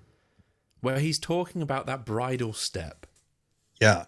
It's so specific. For people who don't understand what he's talking about, so this is part of a much longer interview that goes on, and this story is told 3 or 4 different times in various different interviews. So there's different data points on this that I'm trying to stitch together into a long form video. So that's something that I'm working on. But what he's talking about is, and what makes Dan Burrish's story so fascinating is the procedural detail, every detail, every step. He talks about when you get off the bus, the white bus that pulls up in front of the building, you get off the bus, there's blue and red lines spray painted on the ground. If you go outside the blue lines, if you go outside the red lines, you get shot. It's a lethal step. You get inside the building. They have every workstation is on top of a weighing pan. They weigh you when you arrive at work, and you're standing on a work pan at your workstation, and you're being weighed constantly. If you walk off the work pan, they know if you've pocketed anything. They've got cameras everywhere. He's talking about that. So when they go into the clean sphere and he encounters the J-Rod, there is an observation gallery up above. That's where the members of MJ12 watch. They look down into like a surgical suite where there's like an observation level, and you can look down in a medical school, kind of like that. They're looking down into this big glass sphere. There's an airlock that connects the sphere to the lab, and the lab technicians and the biologic team, I guess, or the biology team, whatever the biologists that work in this team, one of them, Dan, has to suit up in this head to toe, basically a space suit. It's a pressurized suit with a helmet. He gets into this thing. He carries his own air conditioning, like a breather unit that plugs into an umbilical once he's inside the clean sphere. So think like an astronaut getting ready to do like an EVA. Then he goes into this airlock, and he talks about going into the airlock. And he says that the way that it was understood in the team, he's like, once you go inside that airlock, you might as well be on the moon, because if something happens inside, it's going to take us hours to get you out. There is no like open the door and get him. There it's like we have to do something. We have to immobilize the extraterrestrial, the J-Rod. Then we have to suit someone else up. We've got to pressurize them, catheterize them, get them in the suit, get them in the airlock, pressurize that. It's a whole fucking deal. He's like, you might as well be on the moon. And this is walking through this process. Now, when they get inside, they walk through this gantry-way. The airlock opens. He goes inside the clean sphere. He's in his suit. He walks in. And the procedure is basically this. The people outside are watching, and he's in radio communication with them. The J-Rod, comes out, and the idea is they are supposed to take one step towards each other and then stop and then hold up one hand, and then the J-Rod is supposed to hold up one hand. And this is just to show that they're visually acknowledging each other in the room, in that space. And then they have a procedure that they go through, and they begin the work that they're going to do. In this particular story, which we're about to see the rest of, he's talking about that procedure happening, and then the J-Rod does something unexpected. And what happens next is fucking crazy. Yeah. Let's go back to this clip, and then we'll come back and talk about it, because this is awesome. And as well, before we do, someone asks, why would they let him talk about all of this? And it's case in point, like, because it sounds insane right now. Yeah, sometimes It's the best way to cover it up is to let people talk about it. Well, so here's the other interesting thing about that is that in this research, one of the things that comes up is that he says he was instructed to go out and talk about certain things. He was basically greenlit to go forward and say what he needed to say. And then he disappears and he goes into hiding. No one's been able to contact this guy ever since. He's just gone away. He has a weird website and he posted some strange stuff the other day, but no one talks to him all the time. He's got like a force field why around does he him. update it all the time? It doesn't make any sense. Take a listen to this. So unwieldy because he broke the protocol. It's like everything that had been established of trust at that moment, it went to hell.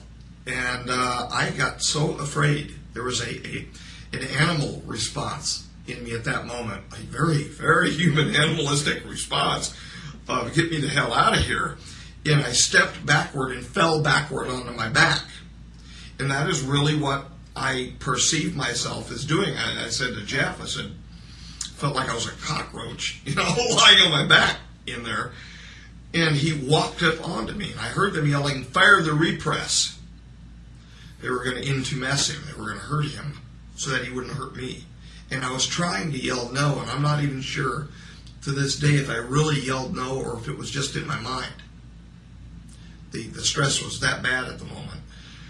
And he literally walked up onto me and sat on my chest. He didn't knock me over. I mean, there was, I think Ron or a couple other people said, he knocked you over in the cleans. He couldn't knock me over. He was too weak to knock me over. He even if he wasn't given his size, he couldn't have knocked me over. And how tall was he? Just a little over 3 feet, hunched down, almost 4 feet if he was to be extended out lengthwise, if he would be lying on his back and extended out lengthwise.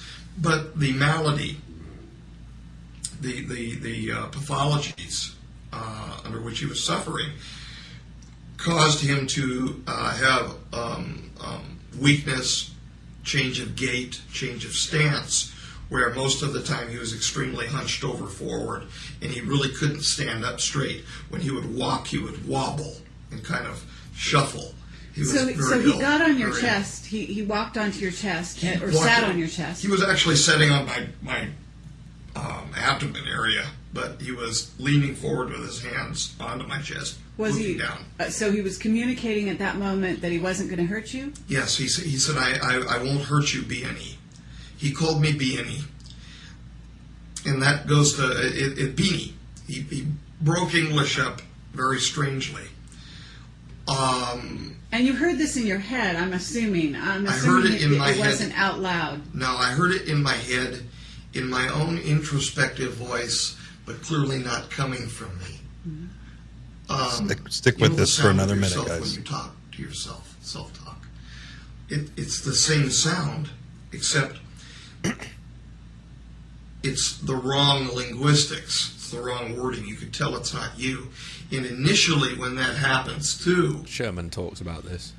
there is from my perspective, initially when it was happening, there was a very panicky feeling. But of course, that initially happened when I was part of the B unit team when Stephen was still going in to the clean sphere. He looked at me through the clean sphere and spoke to me and said, I remember, and hello. Meaning to me. the person who it was, you call, what is his name again? The J-Rod looked at you. Kaela. Looked at you. When Steve was in the clean sphere with him, he turned around and looked at you. Yeah, he turned around and looked at me. I was part of the B unit team to start with. In fact, that was going to be my actual occupation in there, was assisting the chief scientist in going into the clean sphere, until he identified me as somebody, I guess, special to him, Kaela, and he wanted me to be the person to go in there. That's why I was promoted ultimately to the working group leader in there, because I didn't have the background, did not have the seniority, and it was not my place. But that's why the promotion happened. It was Okay, so well, to a lot go of back, promotions happen in the world, I think. All right, hang in there. One more beat here.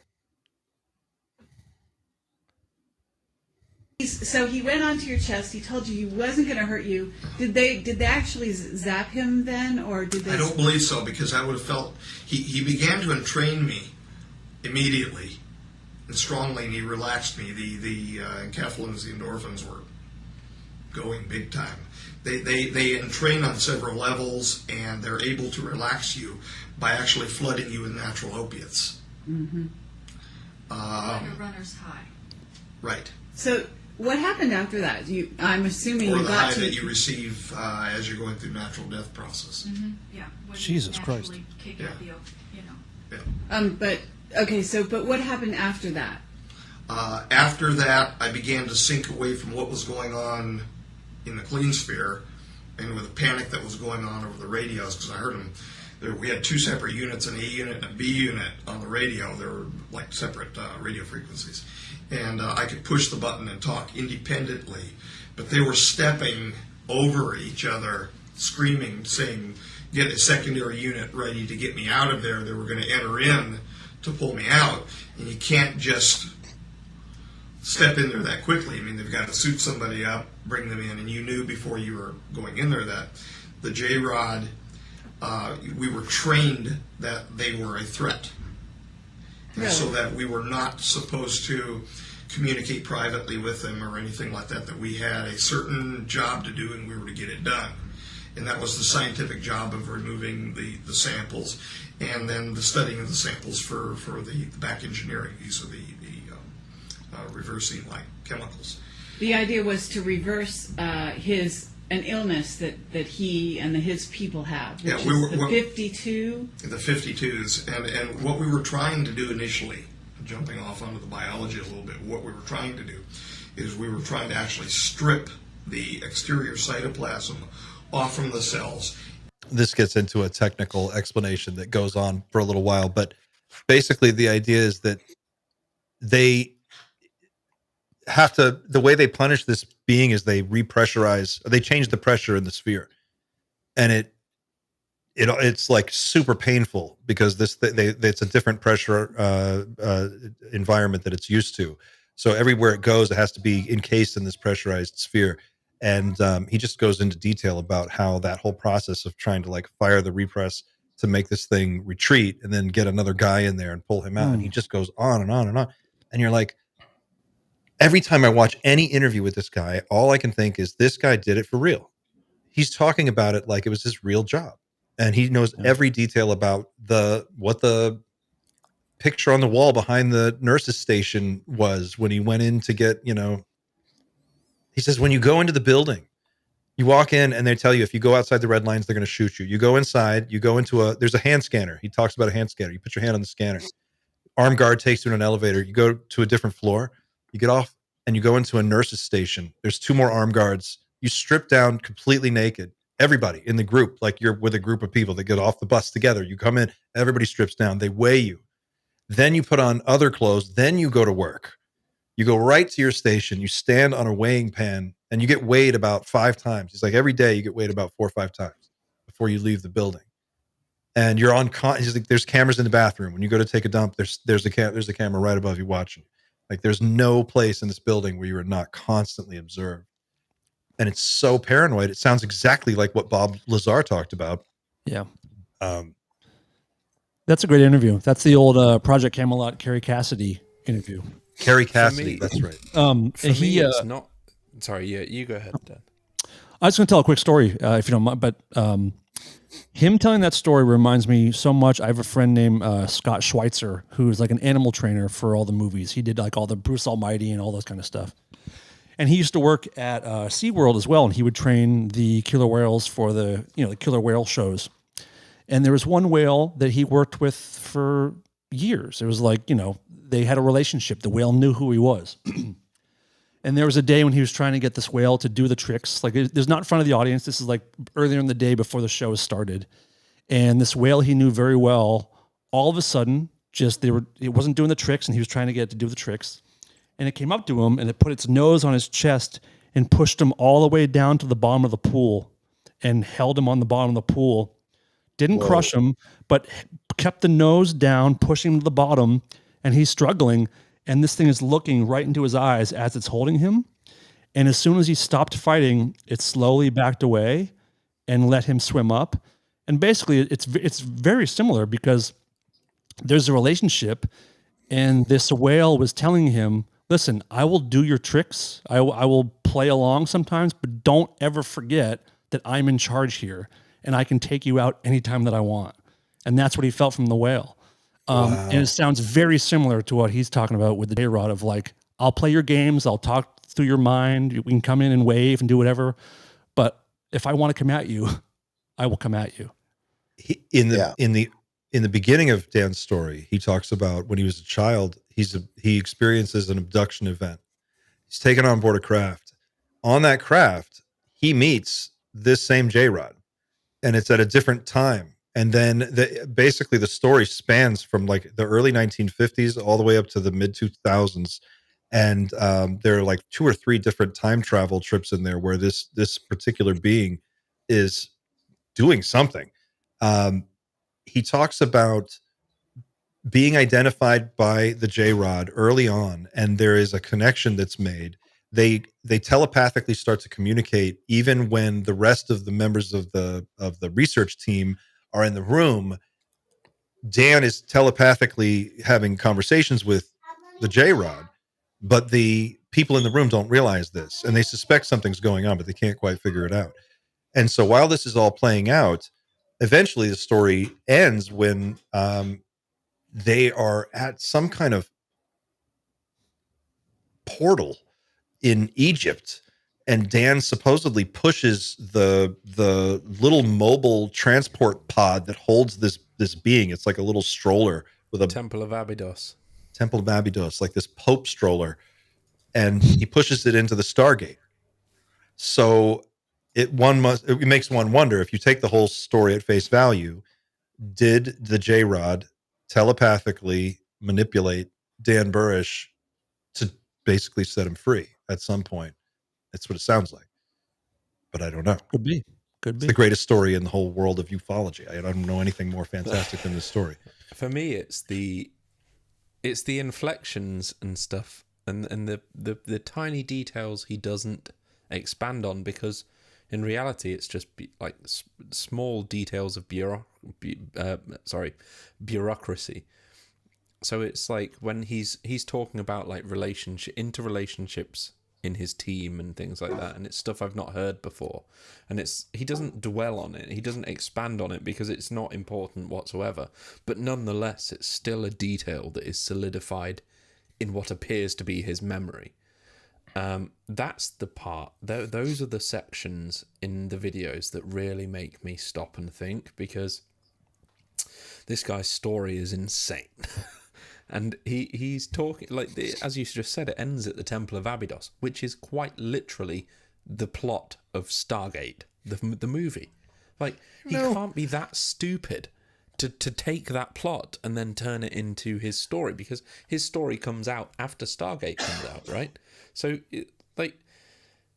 he's either really stupid, and we're really stupid as a result, or there is really actually maybe something to this.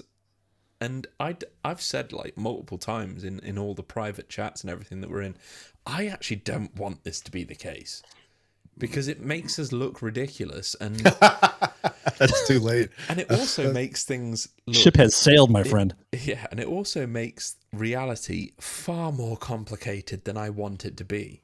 And but at the moment, as much as I want to throw him in the trash with 30 other whistleblowers, I can't do that right now with Dan Burrish, and I really do wish it gets even weirder, because later Stargate goes from being just a movie to a smash hit television series, and in that TV series they do an episode, and in the episode they make a fake show called Wormhole Extreme. And Wormhole Extreme is about the events happening in the show Stargate as if they were fictional. And in the show, they actually say, if any of this ever leaks out, we can always point to this shitty TV show, and we'll just say, oh, it was the show. They actually made a whole episode about that. And what's more interesting is that Air Force brass were routinely on the show. They would bring in these guys that were actual like Air Force officers. They put them on the show, and they had all these weird storylines that. So when you watch the show, the way it comes off is very corny and very low budget. And I always kind of laugh about how silly it is, even though I'm a Star Trek geek and Star Trek's got its own set of problems. But Stargate was particularly known for its lower budget but very high ambition. It had champagne taste and beer money, and but it was very endearing, and the cast was great. But the stories, there is a rumor that some of the scripts that made it to the screen contained some true information that was actually planted there to make Like it look X-Files. ridiculous. Yeah. Yeah. Same group doing the X-Files stuff. I will say there's Quiet still for a parts while. of Burris that come across as very actory to me. I have to be honest. There are parts of it where he's like very. What is the? Tell me. I don't know. It's just like a little looks in his eye and like just kind of corny actory, dramatic pauses, and it could be legitimate. I see a little pretend in there sometimes. I'm still open to it. I'm coming around to it more recently as it being possibly real, but there's parts of it of him that rub me the wrong way, and then the peripheral stuff and the weird website, which Xander has an update on, right? Let's take a look at Eagles Disobey. This is the other part of his whole thing. Like, the guy isn't exactly getting ad revenue off this website. Like, I don't understand. He has no public persona at this point. The guy is essentially, his story is dead. We're the ones keeping it alive more than anything else. Quite literally, it is this small group of podcasters that has kept the story. I want to know what Pavel thinks too about Burris. I don't remember where you stand on it too, by the way. I don't know. Yeah. I have no idea. It sounds very fantastical. I can only tell you that the different narratives, some people don't think it's real, others do. I don't know where I stand until I get to see like something more in my face other than the story. I'll stay on the fence. It deserves a deeper dive, and that's what I'm trying to work on. It You're deserves doing it. it's I was texting Gerb the other day and I was like, please help me. I need a little bit of your magic. Like, I need that Blade Runner magic. I need to know how you do what you do. Like, I need to go all the way down the rabbit hole in the Dan Burris story and try to figure out how to piece this all together. And fortunately, Brian Jackson has done this and has already done much of this research. So he's a huge resource. I'm going to work with him on this. But yeah, it's just there's too much. There's too much. It's the perfect paradox. It is at the same time so fantastic. There's no possible way it could be real. And yet told in such a way that is so mundane and so like just bland and procedural. It's like this is what my life at the office is like. And then this guy disappears. Just like he's not out there doing speaking gigs or writing books or doing anything. He just goes completely underground, stays there, and no one can get in contact with him. And where is he? He's in Nevada or California? Canada, I think. Canada, yeah. Canada. And yeah, so he's not doing interviews. He actively discourages people contacting him. We know that. We know that people don't get received very, very politely when they find where he is and get in touch. And yet they're still updating eaglesdisobey.net. I don't understand why. Unless, like, of course, I've narrowed it down at this point to two options. They genuinely believe everything they've said, but are just crazy, or it's real. Because there's no way they would... They've been updating this website for years now, like on a monthly, even weekly basis. And it they've all not done any interviews in seems decades. very coded. It's all coded language that doesn't make any sense, or it's complete gobbledygook fucking nonsense, and it's just one person's insane GeoCities fever dream. And it's an awful website. It's awful, but this is straight out of like 1997. This is what everybody had. This is what's new by the looks of things. They have like a a strange date on here that's not saying that anything's going to happen, but what does it say? You know. I can't read it.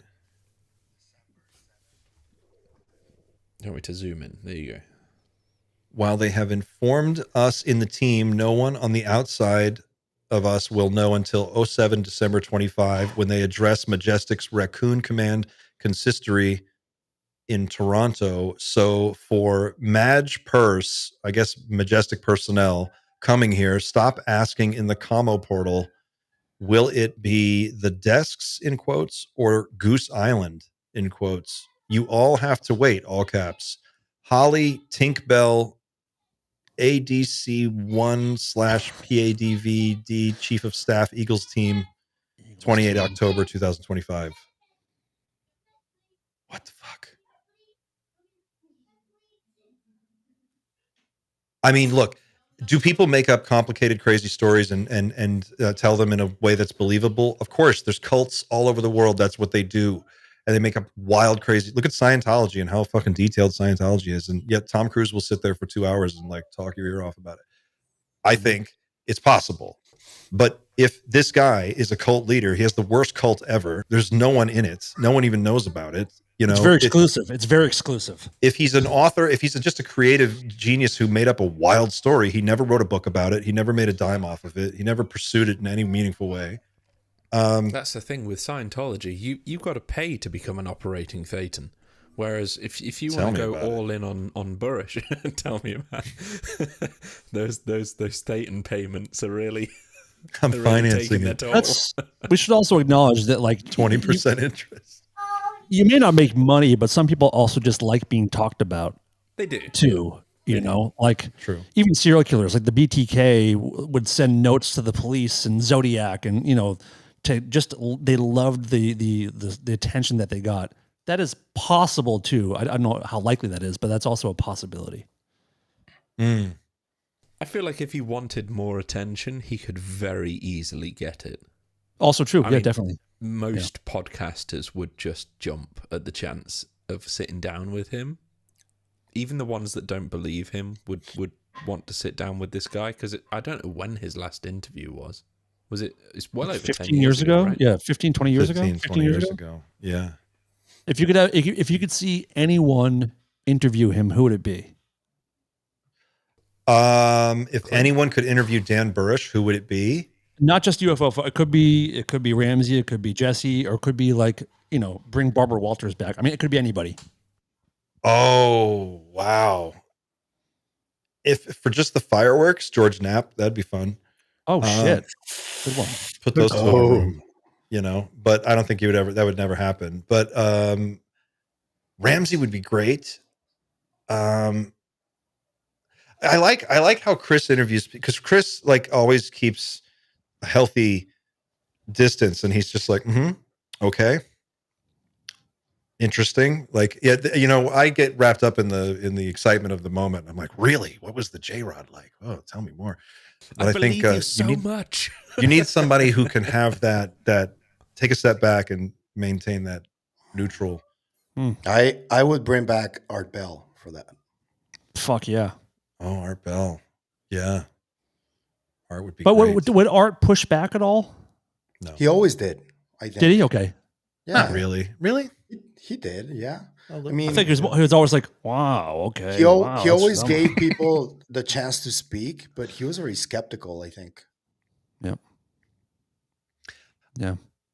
I would, who would be great? Jeremy would be great, because he's still interfaces with George, but he's got enough of his own thing where I think Jeremy would look at it with fresh eyes, and he would just be like, let's just see what this is all about. And him and George disagree on a lot of stuff, and they're open about it, which is cool. That is cool. And not to just say it because you're here, but honestly, Clint, I think you would be the person I would choose. I would love to see you interview Dan because of your passion about it. And I think your questions would be just so sincere. And I think it's more fun to see people talk when they're interested and just intrigued by it. And I also think you would push back on things that didn't make sense. I think, and we kind of all look at this differently. I think for my part, and I mean just in the whole UFO space in general, how we approach it from our different vantage points. for me, this is a gigantic sandbox. It's like a gigantic Star Wars expanded universe with all of these characters. Like, I like to imagine it all as one gigantic cinematic universe where all of these stories are playing out in some form or fashion, and all of these characters are in it. And there's all of these different seasons, like 25 seasons of an HBO series. And this is all in it. And the stories are so rich and the characters are so fascinating, and there's so much to be curious about and to dig into, that it's just enjoyable to chase these stories and see where they go. Yeah. I remove the stress element by not trying to solve the mystery ultimately, because I realize that I don't think it's a solvable mystery. I think we'll get more information and more answers, but ultimately, like, I have no goal to like crack the case on all of the UFO mysteries and be the one who, that's not my objective. I just am fascinated by it all. Mm-hmm. How do you guys come at this? I would have you asking the questions, Clint, but I would have Ramsey on the side as Keep me a honest. people reader, not to Just doing magic tricks. Well, the way to do it would be a panel. We get, Well, Jeremy yeah. and Chris and get everybody together, and then we do might be a bit overwhelming. awesome. We'd break the internet. But Ramsey, obviously, he's a trained magician. He knows how to read people. Like, I'm not saying he's going to be 100% accurate on like reading liars and things like that, but I think he'd be able to, perhaps in hindsight after the interview, very quickly pick up some small cues that we would find as new avenues to look at. But ultimately, I think you would ask the best questions at this point. I love you, man, but you're obsessed, and I think it's a healthy obsession sometimes. Thanks, man. It Well, is I agree slightly completely. Well said. healthy. Guys, if you think I should interview Dan Burrish, then hit that like button, and let's see if we can get it up to 400. And 2026 I'll Dan reach out. Burrish interview. Let's make that the goal. Yeah, let's. Why not? Let's Why do Let's not? do it. Let's do it. We'll Um, knock on his door. Let's do it. okay. I do think you should go find him, Clint. Honestly, I think you should try to I think we do a literally- night shift road trip, and we just drive it up there, and you guys are Get like, the "Nah, A-team van?" I'm not that on board. You get the A-team van. That would be great. Ramsey behind the one-way glass, someone says. Nice. What's cool about Chris Love. is that he is resistant to, like, because of his profession and his background, he's like resistant to a lot of the techniques that people would use to just pull the wool over the eyes of the average person. And I would be very vulnerable to that. It would be nice to have somebody who knows how to spot those That's what I tricks. mean. You just need Chris sat next to you with like some sort of poking stick. Every time something strange occurs that he needs to bring to your attention, just rams you. Like he Ramseys you. I'm saying two-way glass, a two-way mirror with Chris with an earpiece. You guys with an earpiece, just kind of feeding you some insight. But I don't think you could. I as it stands right now, my sense is that Dan's not going to do a sit-down interview. I think the best you could hope for would maybe be an email exchange with limited Q&A. There might be something like that. no, I'm going to push back because listen, he has just done seems like a sit-down recluse. interviews. He's done them, so he is open to them. I honestly, maybe I get excited, but I think you should shoot for the stars, and I seriously think you should really try to interview Dan Burrish. You want to do it. You want to do it. This is kind of like, this is where your head is at now. Don't go into it. Really, but I'm not joking. But like, don't go into it thinking that you can't do it. You can do it. Like And anything is possible. You're not going to be a dickhead that to him. positivity. Like we find his story. I'm fully in 2 feet, man. I find his story completely fascinating. So let's just work to make it happen. It might take a few months, guys. This isn't us like hinting at an upcoming episode. It's not. Well, No, it may not happen. It So probably this is- won't happen. But let's Probably at won't. least think it is possible. It could happen, and I really think that you could do it. And I think that we talk a lot privately about what we all want to do in this field and where our interests are at and what we want to see ourselves do and support each other. And I really think you should try to do this. I think My personal opinion. I think his I story agree. deserves a documentary. Something. Yep. You'll also notice, by the way, just for a fun, if you want to do a fun game, you can just like anytime Dan Burrish comes up anywhere, you'll notice people come out of the woodwork and just fucking dump all over this guy, like out of nowhere. But they like hard with really negative shit. They're like, it's unusual, the volume and the speed of the negativity when it does come at him. And I find that strange. If he was such a nobody and it was such a nothing burger, it'd be like, yeah, sounds crazy. I don't know. But I think maybe because in just the last 30 days, we have talked seriously on the show about psychic children being recruited into the NSA's secret program for communicating with aliens telepathically. What part of that story is not consistent with the stuff that Burrish was saying 20 years ago? As weird as this is, and we're all like, yeah, that happened. It looks like, I mean, there's people from the inside coming out talking about it. So Burrish, I think, may have been, and this is just again, lucky. He just got lucky, clearly. I think he might have been one of the early people that got a green light to come out and talk about it, and he might have got burned. He came out and he talked about it, and he got burned really hard, and then he was like, I'm gone. I'm not doing this anymore. These people are crazy. They don't want the truth.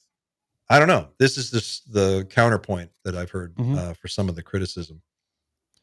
He's also just not like overly likable. I'm not saying he's easy to dislike, but he doesn't like exude personality or like Lazar was endearing because he's just like a kind of like a lovable nerd. Yeah. You know, but Burrish has a little bit of like a smirk and like he acts all knowing, and he comes across like, I know tons of things, and he might, but he just comes across not super. He doesn't, know what I'm trying to say? He's not like super lovable. I think that might be part of what why I'm coming at this in such a accepting way, because I've watched so many hours of his interviews now that I'm noticing like he doesn't, when he talks about himself, he's just kind of like, he can't believe any of this shit either. He's like, I can't believe I was in the fucking room. I can't believe I was on the B team. And then they put me on the fucking A team. And then I'm in the fucking room. And he's saying, he's like, I don't understand how any of this shit works. They have this thing and they use it and they're able to like look into it and they're able to see possible adjacent timelines. Don't ask me how the fucking thing works. It's this Einstein-Rosen bridge. He kind of like, for me, it's the kind of like stumbling through it. I'm doing it now. I'm like, you're trying to communicate something that is like really weird and awkward, and you're bending the language around it to make it work. That's different than just making shit up. And it has a different feel to it. And I don't know. I don't expect everybody to buy his story. It's healthy not to, but it's what I find so intriguing about it, if I had to put it into words. He has a side story called The Yellow Book. I think that's a really important story that everyone should talk about. It's been mentioned recently. If you're prepared to make the connection, I certainly made it. It's been mentioned twice by other people. Jordan Jozak in his Substack, and it was mentioned in the UAP Gerb interview about a sphere held underground that sort of interacts with consciousness. I might be wrong in making that connection, but I think it's worth thinking about. And the crystalline sphere that they brought out in a special case. These are stories that are decades apart at this point. Decades. And you have to start to think, like, are they all trying to describe the same thing but don't know how to describe it? Because this really is otherworldly shit at this point. This is a sphere that communicates with your consciousness. Dan Burrish mentions it. Jordan Jozak mentions it. I've forgotten his name. Randy Anderson, that's his name. He talks about this. Dan Burrish goes into more detail about what that think about thing is. The Dan Sherman, right? In the Dan Sherman interview, we're just going over a couple of minutes today just to cover this point, because I think it's an excellent point. In the Dan Sherman interview, he talks about the feeling, what it actually feels like, to try and describe how telepathy is happening when you're in it. Like, if you had to point at where it is in your brain, could you do that? Or is it a feeling that you have to kind of localize internally? And he's, again, struggling to fold the language around this thing that is beyond words. And in that in a similar way, Dan Burrish is saying when the J-Rod communicates with you telepathically, it's thumping you like a dolphin, like clicks of a dolphin. It's like click, click, click. There's a weird technical similarity to the way these two guys talked about being dropping into that. Yeah. Entrainment, synchronized, finding that sine wave frequency, and then it's a physical sense though, and it can be described. It's just a clunky explanation that they both give. Sherman says click, but he also says it's not a click at the same time. He says that's the best word he has. Yeah. So decades apart, completely unrelated programs, but somehow still tied into the same central thing. This is what's so fascinating about UFOs. And for people who don't like, sometimes I wonder how it comes off to people who aren't in this space. But we're talking about something that is like, these are real life campfire stories that have some degree of truth to them. And we just can't pinpoint for sure where that truth is. But this is the weirdest, spookiest, most out there, and yet somehow actually is real thing anyone could be talking about. I don't know why everybody's not talking about it all the fucking time, to be perfectly honest. It's not an easy conversation. I mean, you can see how Sander has been talking about this ontological shock because he had a preconceived notion of what could be going on, as I did at a certain point, because before I became involved in this, I had like 2 or 3 times throughout my life when I just went through the rabbit hole and thought about aliens in the most basic way that anybody would think about them. But now that things started getting weird and weird and weirder, it can be a little daunting for anybody. It's and talking about this without the necessary proof, or any type of like confirmation from a different source, it becomes more and more difficult as the conversation gets weirder. I think it goes back to something, Xander, that you mentioned a while ago, which was like, what do you assume to be true in your what's your beginning state, your starting point? And for you, I think you said Lazar, right? Is kind of the for me, it was aliens. It was a case of, I thought this was one thing. I thought, trying to input more than one thing into the equation is just sort of the opposite of what you try to achieve when applying something like Occam's razor. You want the simplest explanation. And for me at the time, and I said it was about a year ago when we first started talking, when I first dropped you that email uninvited, and look where we are now. It was a case of, okay, I'm pretty sure I know what's going on. I think it's just the Greys. I think they're traveling here, probably using wormholes, and that's it. I don't think we're encompassed by like loads of species, and I don't think there's really much of like an agenda going on. I don't think there's a complex bureaucracy going on. And then like a year later, and I'm like, oh, maybe it's time traveling interdimensional beings. And that's not based on nothing. That's what's crazy. It's not based on nothing. It's based on the testimony of people at the highest levels of military and government, and some of the most educated, well-trained technical experts in the world. That is the hard thing to communicate to the average person who's not paying attention to this space. It's like, if this were just coming from nowhere and it was just people on the internet just making shit up, that would be one thing. But that's not what this is. We are responding to a constant drumbeat of information that is coming out of various whistleblowers and all of these different sources that is too consistent to not be something, right? There's got to be something there. There are too many consistencies. It can't be. Someone in the chat said, I think they were talking about the Burrish. They were like, I know somebody who has psychosis, and they make up a whole religion in their head, and they have all these details. Yeah, one individual person will make up their own individual fake reality, but when you have 30, 40, 50 people spread out over 70 years, and they're all saying things that more or less rhyme, what it looks like to me is these people are trying to describe something that they've seen using the language they have, and they're arriving at similar explanations, but they're not able to coalesce on one particular thing because we don't have a common vernacular and a common data set. So everyone's trying to, what they're talking about seems to be the same basic themes play out. Consciousness is somehow involved. Telepathy is somehow involved. We just had Beatrice Villarreal and her team. Their paper just got passed through peer review, and according to them, there could be as many as 100,000 or more non-human technosignatures in orbit that may have been there for tens of thousands of years. We have spheres operating on the surface of the planet doing all kinds of things. We have photographs of all this stuff. So it's not like you're making any of this up and we're just like out here in YouTube land spinning yarns. Mm-hmm. But when you start to look at that bigger story and then you zoom in and you go, okay, I've got these physicists who worked at Stanford Research Institute telling us that, like, oh yeah, the remote viewing work we did is real, telepathy is real, psi phenomenon is real. And then you have a guy like Jake Barber comes out and he goes, not only is psi phenomenon real, but we were part of the UFO group that we got merged into the psi group and we got put on the same assignment to go recover these things.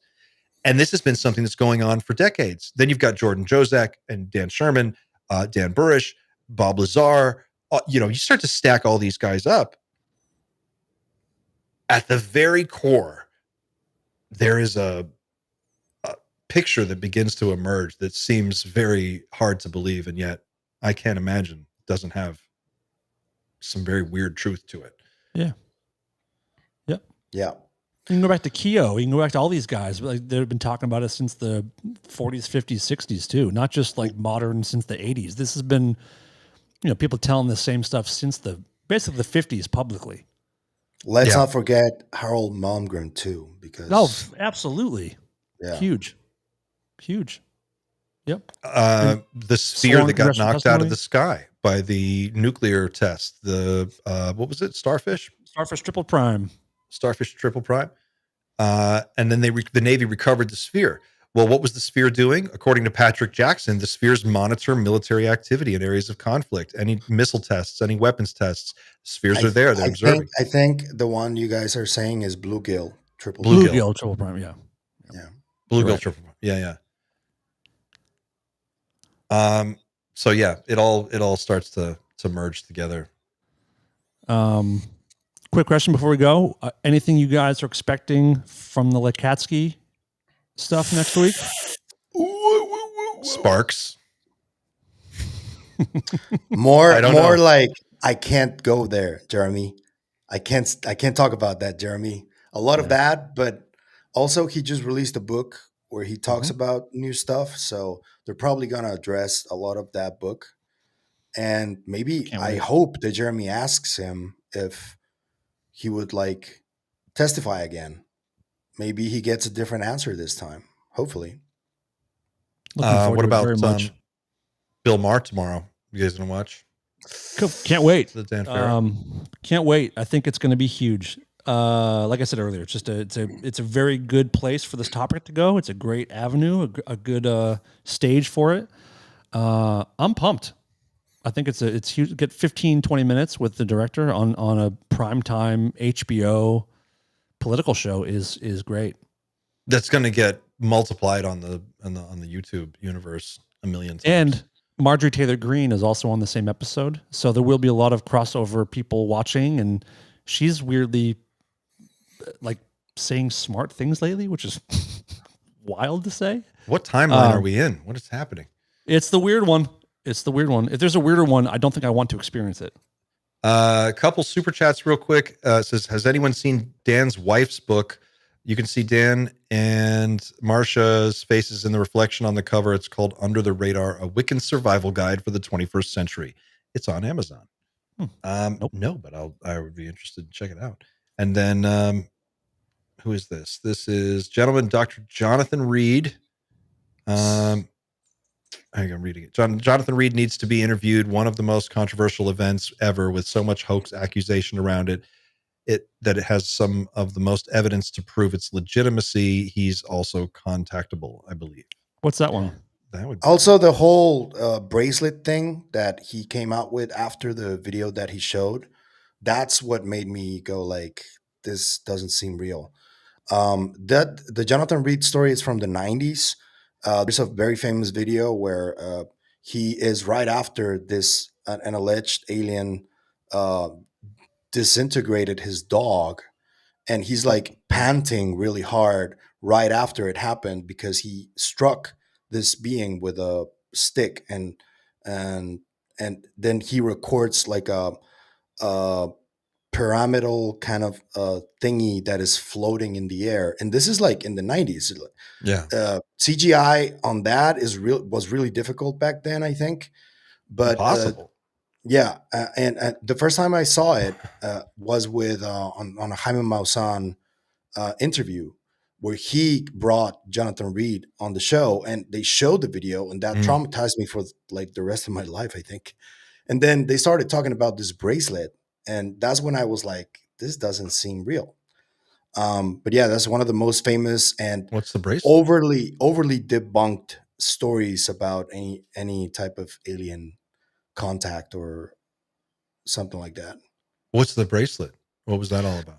They brought the bracelet, and he claimed that the bracelet was something that he used to teleport, um, which seemed really outlandish and out there. So yeah, Yeah. yeah.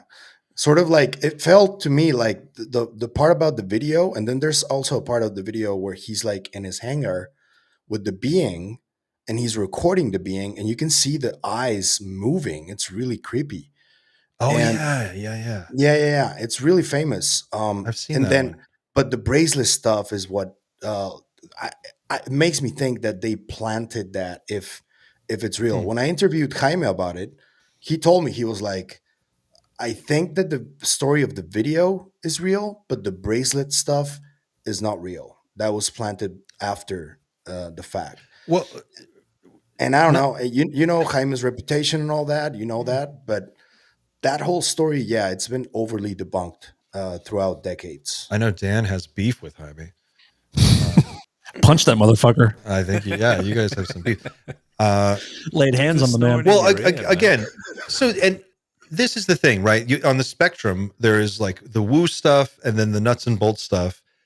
And the thing with the Beatrice, her paper about the technosignatures in orbit and the stuff that Patrick Jackson is talking about, what I like about those approaches is that, like, she's saying, we've spotted these things. There they are. The data is out there for anybody else to go look at it. They can confirm our findings or refute them, but there it is.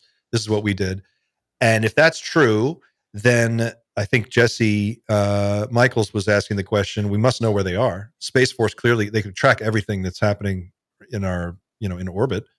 So someone may have already tried to retrieve one. Maybe they have. Maybe they're still up there. The same thing with the spheres. If they're, there are people who have them. There is a method to find them. There's a way to disarm them or stun them and capture them. Like, there's a next step. And it's interesting to think, like, what if the humans just start, I don't know, sawing at the bars of the cage a little bit? What happens? What if we start going after these things, and we don't have to wait for Congress to get around to telling us? You could, if you know what you're doing, and I guess like how to find the spheres based on the network theory that he's proposing. You could put some people together and go get one. You know what I'm saying? So, Merry Christmas, guys. This is what we're gonna do. Actually, happy Halloween, everybody. We'll do that. Happy Halloween. We'll get Dan Burish on camera. We're going to capture a sphere. This is 2026. Capture a sphere, talk to Dan Burish. Okay, guys. Do we have that Bill Maher clip? We can go out on it. Bill Maher talking about aliens. I don't have I it think downloading. Dan froze again. Dan keeps freezing. I don't want to share my signal screen, so I won't be... okay. I can't share that, but, it's an interview that's happening tomorrow, so... yeah, we should all tune into that. What are you guys doing for Halloween? or do you do Halloween? What do you do? I'm apparently gonna be part of Matthew Brown's live stream. That He, sounds fun. Okay, you need to actually announce what that is at this point, because that's the yeah. first time anybody's. So there's the Invisible Frontiers has a YouTube channel, and Matthew Brown decided to do like a Halloween disclosure party. He asked me if I could be part of it. I'm not really a gamer because it's gonna be mostly just hanging out and gaming and talking about esoteric stuff and all that. But it sounds fun, so I'm not gonna be part of the gaming portion of the live stream. It's gonna be like 6 or 7 hours long, so I'll drop by at certain points. He invited more people to it, so I'm excited about it. It's not gonna be like any type of news about disclosure or anything like that. It's just gonna be just hanging out with Matt and being geeks, and that's it. Matt is, he posted a thing up on X. I don't know if does he want us to share it? Yeah, if he posted it, you can share. Okay, I've got the graphic right here. Can I let's see here. Also, you guys have doubled the Just Giving page. Did we? Nice. Yeah, you've doubled it. Yeah, we started at like Awesome. 700. We're almost 1,350. So yeah, that's awesome. That plus the revenue that that the YouTube channel itself is bringing in, we're looking at easily over $2,000 for this month. So wow, really cool. Really go cool, team, guys. Thank you so everyone much. who donated, and if we can figure out who put us over that $1,000 mark, I'll send I you a do bunch have that noted. Okay, let's get their info. I'll message you about that. Yeah, awesome. but yeah, that's seriously cool. Thank you so much. This is Matt Brown's post. I love this. This looks like a lot of fun. I'm going to be up to my eyeballs in trick-or-treaters, so I won't be able to be there, unfortunately. Let's play Xenonauts 2. Wow. Warhammer, painting, and raffle. I mean, Esoterically incorrect. I want to go for a burger with Matt Brown. Judge it, like, just looking at that advert, I want to go for a burger with Matt Brown. You know? Does that make sense? What is this little? I like the little X-Files nod at the top left here. What is this little X-Files logo floating in the corner? Oh yeah, I see it. This I is just want to great. buy the guy a burger, you know? Well, that'll be our next fundraiser. Buy Matt Brown. Let's send a bunch of food to Matt Brown's house. It all shows up at the same time. Everybody, send him 100 hamburgers and see. I'll get the guy if he comes to the UK. I'll get him a Five Guys. I don't care. That's premium burger. Oh, you guys have Five Guys? UK. Yeah, we do. But is it as good over there? If there's, I don't know. I've not had a Five Guys in the US. But if you go to Five Guys with, I took my wife to Five Guys. It cost me at least £35. So that's probably $50. I don't know what that translates to. Well, what you like $70, 65, $70? No. It's about $50. I don't know what you'd pay in the US for a Five Guys, but it cost me about $50 For 3 people? 2 people. 2 people. Oh, depends on what you get. It's a little bit. It's a lot. Well, my Not too- Starbucks cost me like $15 every time I go. So Why are you going to Starbucks, man? You got to make your own. You can't go to because there's Starbucks. one around the corner. Oh, that's the dangerous thing. That's They're the- everywhere. yeah. Can't escape. What happened to Dan? He got vaporized? I think there's like electricity problems where he's at right now. So I think that was the issue. Yeah, I think it is. Yeah. Okay. Well, we'll have to bail on Dan. Dan, wherever you are, we miss you. Yeah, thanks for hanging out with us, guys. That's the end of our show for today. We went a little bit longer than we normally do, but we're only doing the one stream this week, so this is a lot more fun. Low stress this time. Low stress Doomer Thursday. Much more relaxed. There's a lot going on. A lot to keep on your plate. So have a safe and happy Halloween holiday weekend. Enjoy your spooky time. Don't do anything we wouldn't do. and make sure you check that candy for any weirdness before you let your kids eat it. Yep. What else? Wear reflective clothing, travel in groups, carry a flashlight, all the Halloween safety tips. And if Thanks you for see watching. like some greys, wandering around, just ask them if they want to join the Night Shift podcast. There you go. Maybe 1 week. Who knows? Maybe one of the spooky people you run into is an actual alien. It's possible. All right, guys, we're going to leave it there. Enjoy your weekend. Be safe out there, and we'll be back next week and see you then. Thanks for watching, and don't forget to like, share, subscribe, and leave a comment. We love those. Thanks for watching, guys. We'll see you next time. Keep looking up.